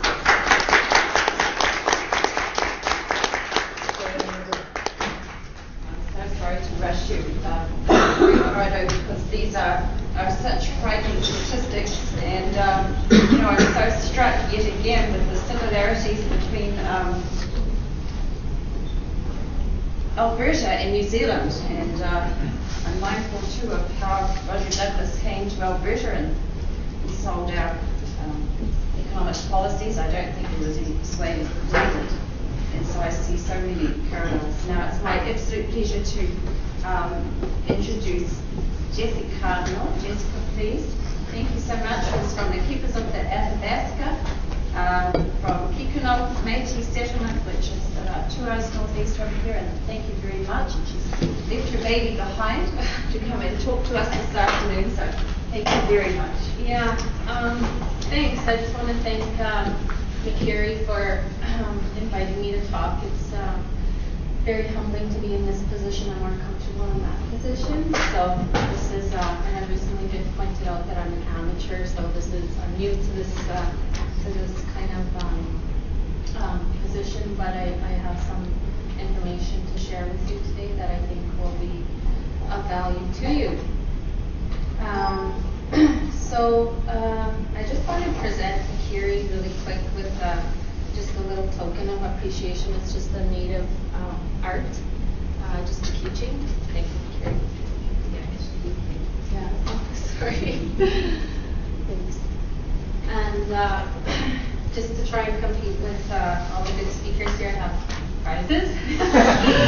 So I just have a question that if one of you guys can answer. This is a handmade keychain from a native artist. I'm from Kikuno Métis settlement, which is in northeast Alberta, and I'm wondering if any of you know how many Métis settlements are in Alberta. So we have one person, and I'm guessing you might be from a Métis settlement? No, but I teach in Vegas. Oh, okay, so and sorry, we should tell them how many Métis settlements are there? There's 8. There used to be 12, but 4 were annexed. Yeah. So right now there's 8 Métis settlements in Alberta, and those are land-based. So we have some similarities to First Nations where, here you go, where we do have land. And if you combine all the Métis settlements together, we're the largest landholder in Alberta. So we pay attention to kind of what's going on with the land, and I only have 15 minutes to talk, and Makere forgot her cane, so we just have the paper. So one of the things I do, I work with Keepers of the Athabasca, and we have people with Keepers of the Athabasca all along the river watershed, all the way from Jasper up into Fort Chipewyan. So it's a very interesting group because we have First Nation, we have Métis, we have Inuit people, we have science people, we have professor people, farmers, ranchers. So it was really good for me because I try and work together with people as much as possible. And it's nice to see groups of people come together, and what we all come together for is that we're all concerned about water. We all want to protect water, and we feel that water is sacred. And it's interesting sometimes because, of course, we have very diverse perspectives on water at times. Like Bob, when he talks, his perspectives on water might be different than what a rancher might be. So it's great learning to see the different perspectives, and we celebrate the differences. The great thing about Keepers of the Athabasca is that We don't try and make one person think a certain way. We respect that we all have different thoughts and ideas, and we celebrate that. So one of the things, like I'm kind of on a learning journey here on what's all happening up northeast, and something that's caught my attention recently, because we have one of our senior advisors, and he's always been talking about SAGD. His name is Harvey Scott, and he's a very talented man and educated, and he always talks about SAGD and in-situ, and I never really paid attention up until recently, and when I did start paying attention, what I was finding was that I live in Kikino. The nearest town to me is Lac La Biche, so some of you might be familiar with Lac La Biche. So I read the local paper Lac La Biche, and every week there's a new application, and it's in situ. So Ariel does a great to show you guys about mining and surface mining and in situ. As we all know, it's the scientists have told us that it's underground, getting the oil from underground, and the companies they tell you it's less impactful, that they use less water, that it's all around better, and a lot of people are buying into that. And the thing about in situ is, if you have all of northeastern Alberta, and the mining is like a little area here, well, all of northeastern Alberta is being leased out for in situ now, because they kind of just got the green card, because it's the better way to go, and it's less impactful on the environment. And some of the applications that I brought from the paper, because some people like to, they like proof or whatever, and so because I'm not a scientist, you can't just take my word for it. So some of the applications here, because they say they don't use fresh water, and some of these applications, they are now, what I'm starting to see more and more, is they are making applications for underground water aquifers, so fresh underground water aquifers, and they say they use less water, and we've been seeing, just in their water applications, if you go on the ERCB website and you look at, it's a really kind of difficult site to navigate around. Maybe it's intentional, I don't know. But when you finally do get to the applications, and you get to the water applications, the amounts of water are massive. And I've talked to trappers, because part of what we do with Keepers of the Athabasca, we work with the people on the ground, and we listen to their stories, because in some cases they're the experts of what's happening in the area, because they've lived in the area, And so I've talked with some trappers, and there's different kind of trappers. Some trappers, they trap for hides to make a living. Some trappers trap to hunt meat and eat it. So I'm not going to get into what's ethical or what's not, but I talked to some trappers and about SAGD, and he said, oh yeah, well, it's less impactful, and the SAGD company took me for a walk along my trap line. So I started talking with him, and I said, well, our concerns with Keepers of the Athabasca, and we don't know enough about it, is this whole northeastern Alberta is leased out to SAGD. There's been there might be data collected, and the data that's being collected is from companies. So there's no independent data being collected. So therefore, there's no real research being done specifically to northeastern Alberta. We've had references to Pennsylvania, to southern Alberta, in the groundwater, but we don't really have, I can't type up and bring up a document, what's the state of the groundwater in northeastern Alberta, how is SAGD affecting it. So that's some of the concerns we have, and I was telling him that, and I said, in the massive amounts of water, fresh water, because they make fresh water applications, and then they say they use so much fresh water and so much saline water, but now we're seeing they're applying more and more for fresh water. And finally, he said, they do take more water out than they say they're going to take out. I've seen that, he said, out of ponds and different things. So there's these kinds of things happening in SAGD. We want to know what's happening with the groundwater. Is it contaminated? There's no research being done. And not only, because it's got self-reporting, right? Oil and gas, that they might know all the technologies, they obviously have to. work, but they're not making it public. So, and if they share it with the government sure isn't sharing it with us. So we want to know what's happening, but aside from that, we want independence so that, you know, that it's more credible. Alberta had recently come out with a water monitoring program.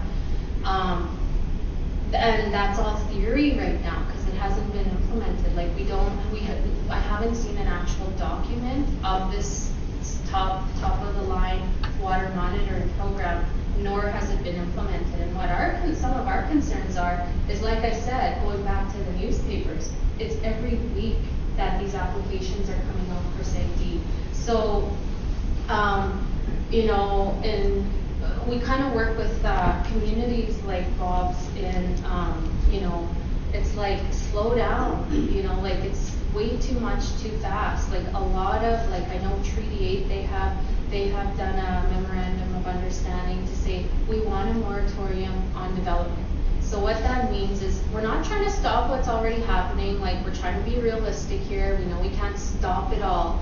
But let's stop any new approvals from happening so that we can get a handle on what's really going on. Let's get some groundwater, you know, testing. And so what I've, you know, been finding out is like there's First Nations in northeastern Alberta that are trying to oppose SAGD projects, and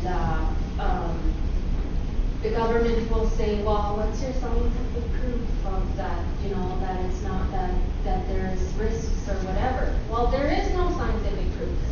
There's no research being done.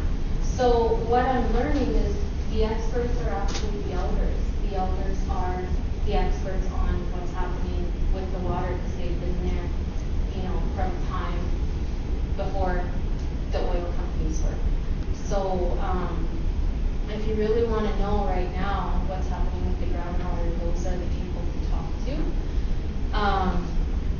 So, and another thing about SAGD and in-situ is that they have tailings too.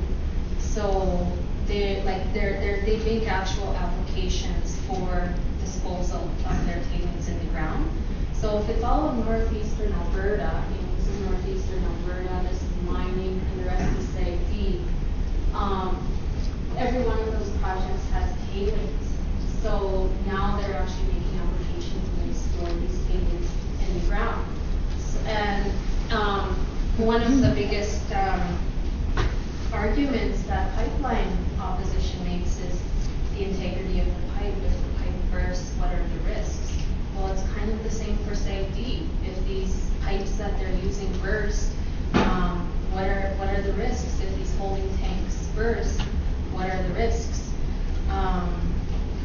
So that's some of it there. So that's just a little bit about SAGD. These are all questions we have that if any of you guys have the answers to or know where we can find the answers to, we would like to know these things.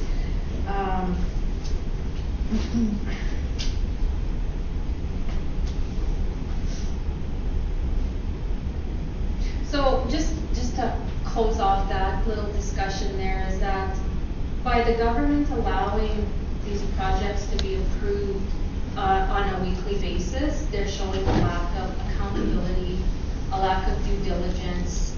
It's basically one huge experiment that nobody knows the outcome to, and that's really scary. And you know, to me, that's scary.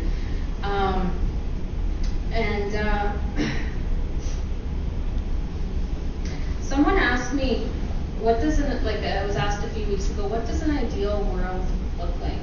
And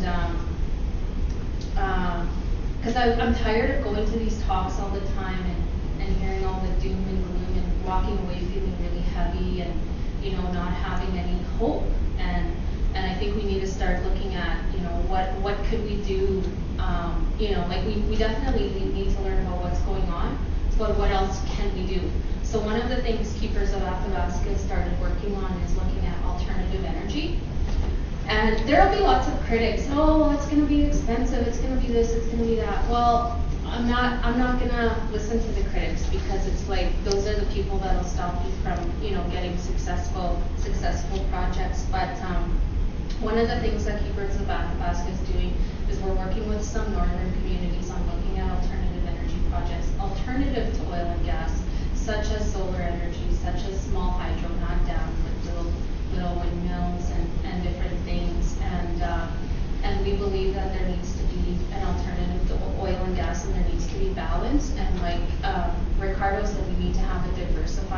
economy, because right now we're so heavily dependent on oil and gas. And in an ideal world, what would an ideal world look like for me? A government that supports that. A government that wants their people to be healthy and successful and not afraid. A government that says, you know what, we want your children to have clean water to drink, we want your children's children, so therefore we're going to diversify the economy. We're going, because people think people like us are against jobs. You know, of course I have family that works in oil and gas. We need to make a living, but that's what the government is supporting, so that's the options we have.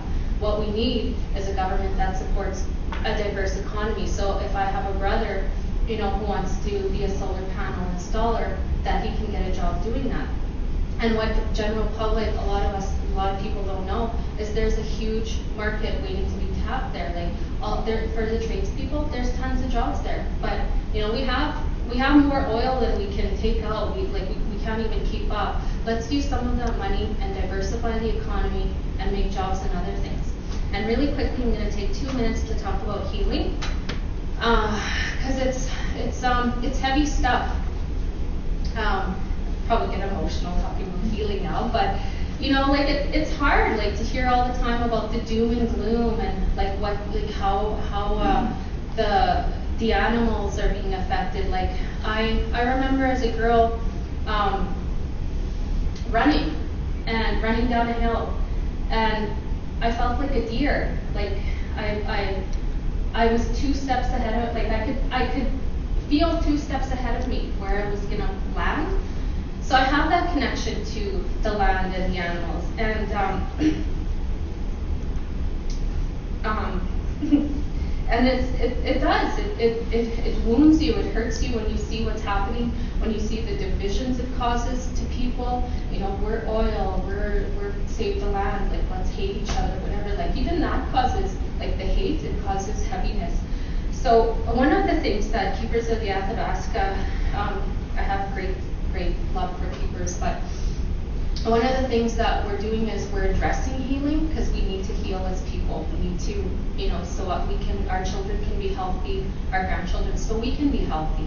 So one of the things we're doing is a healing walk, and it's a sacred walk of prayer. And this is the 3rd year we're going to be having it, and we hold it right in the tar sands. So.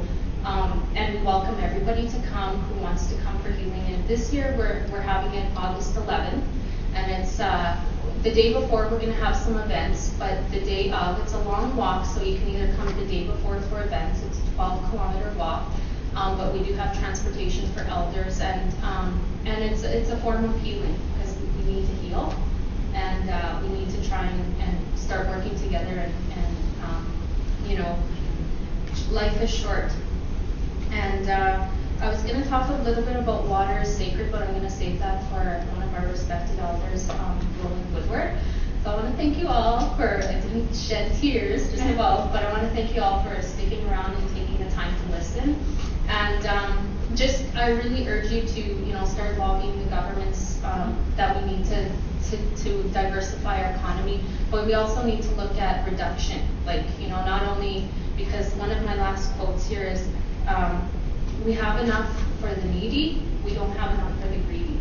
So we do have enough to feed third world countries, but the greedy need to reduce what their greeds are. So thank you all, and have a good day.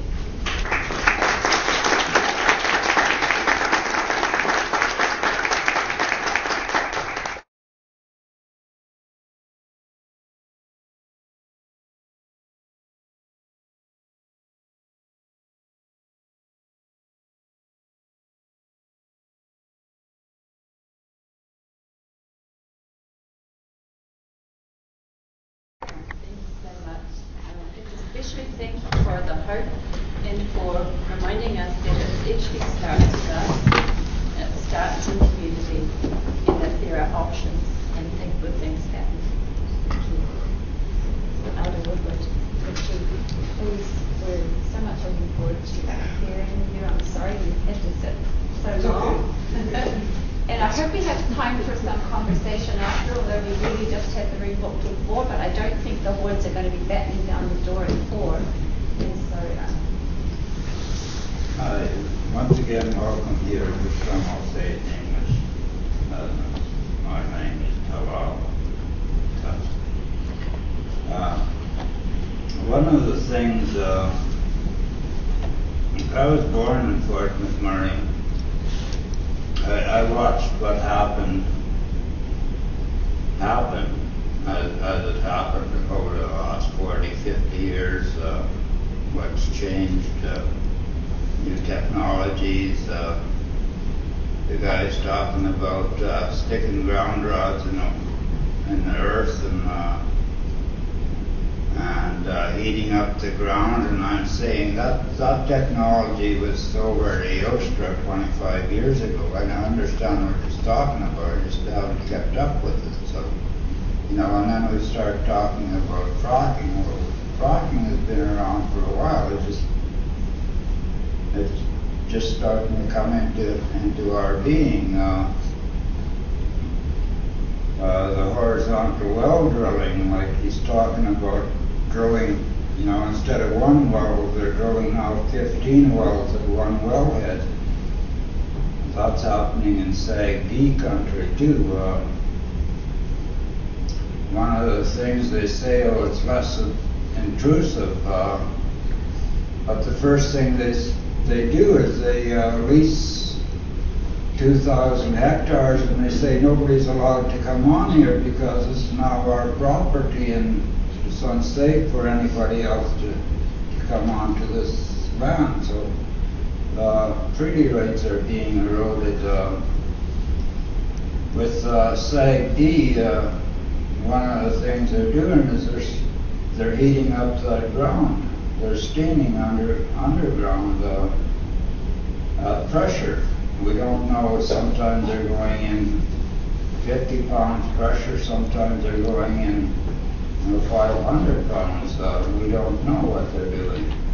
And what happens is that all of a sudden the ground will erupt.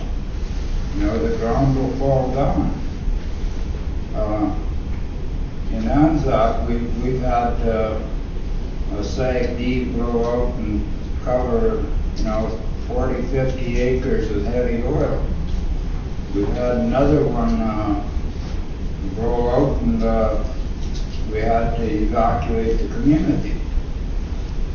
And 3 days later, after we evacuated the community, they said this gas went up in the air and the ravens flew in and they dropped and they died. We evacuated the community. The oil company come out and said, it was steam went up into the air and it was garbage bags that were laying around that fell down. Well, how did they get in the air to fall back down? Things don't make sense when the explanations come out. But when they heat that ground, there's arsenates in the water, in the ground. And the minute you start heating that ground, you start turning those arsenates into arsenic. In a few years, the groundwater is going to be all contaminated. We'll have the same thing that's happening in South Africa, where the people are walking through their land and they're getting sores all over their legs from poison. So we don't only look at examples here, we look at examples from around the world, and we try and say, okay, if that's happening over there, this is what's going to happen here. Because like Jesse said, we have no long-term studies. Nothing's ever been done on any of this. It's just been the last 4 or 5 years that we've started to see universities, different academics go out and speak against the status quo. And probably the first academic that I know that did that was Dr. O'Connor in Fort Chip. They pulled his license, they chased him out of the province, they did everything to him. So if you speak out, you got a chance of losing your livelihood. If you don't speak out, your grandchildren are going to suffer. So I'm in a bit of a quandary. And with Keepers of the Athabasca, like Jesse said, we look at all facets. I'm going to be there long after the oil companies leave. I don't plan on ever leaving. My grandchildren won't ever leave, or I hope not. They may have to. I want to see something there that's sustainable. You know, we talk about development. As long as it's done sustainable and well planned, there's no problem. It's when they come in and they want to do 50 projects at once with no basic understanding of what effect is going to happen to them. And like Jesse said, we try to provide alternatives. And we one of the reasons, the big reason, keepers of the Athabasca, one of our first conferences, one of the elders said water is sacred. Nipi, the Cree word for water. Nip means I or me. Pi means I am, or I am life. So Nipi means I am life, or I am life giver. Sort of. So we look at water as sacred. Without water, we can't live.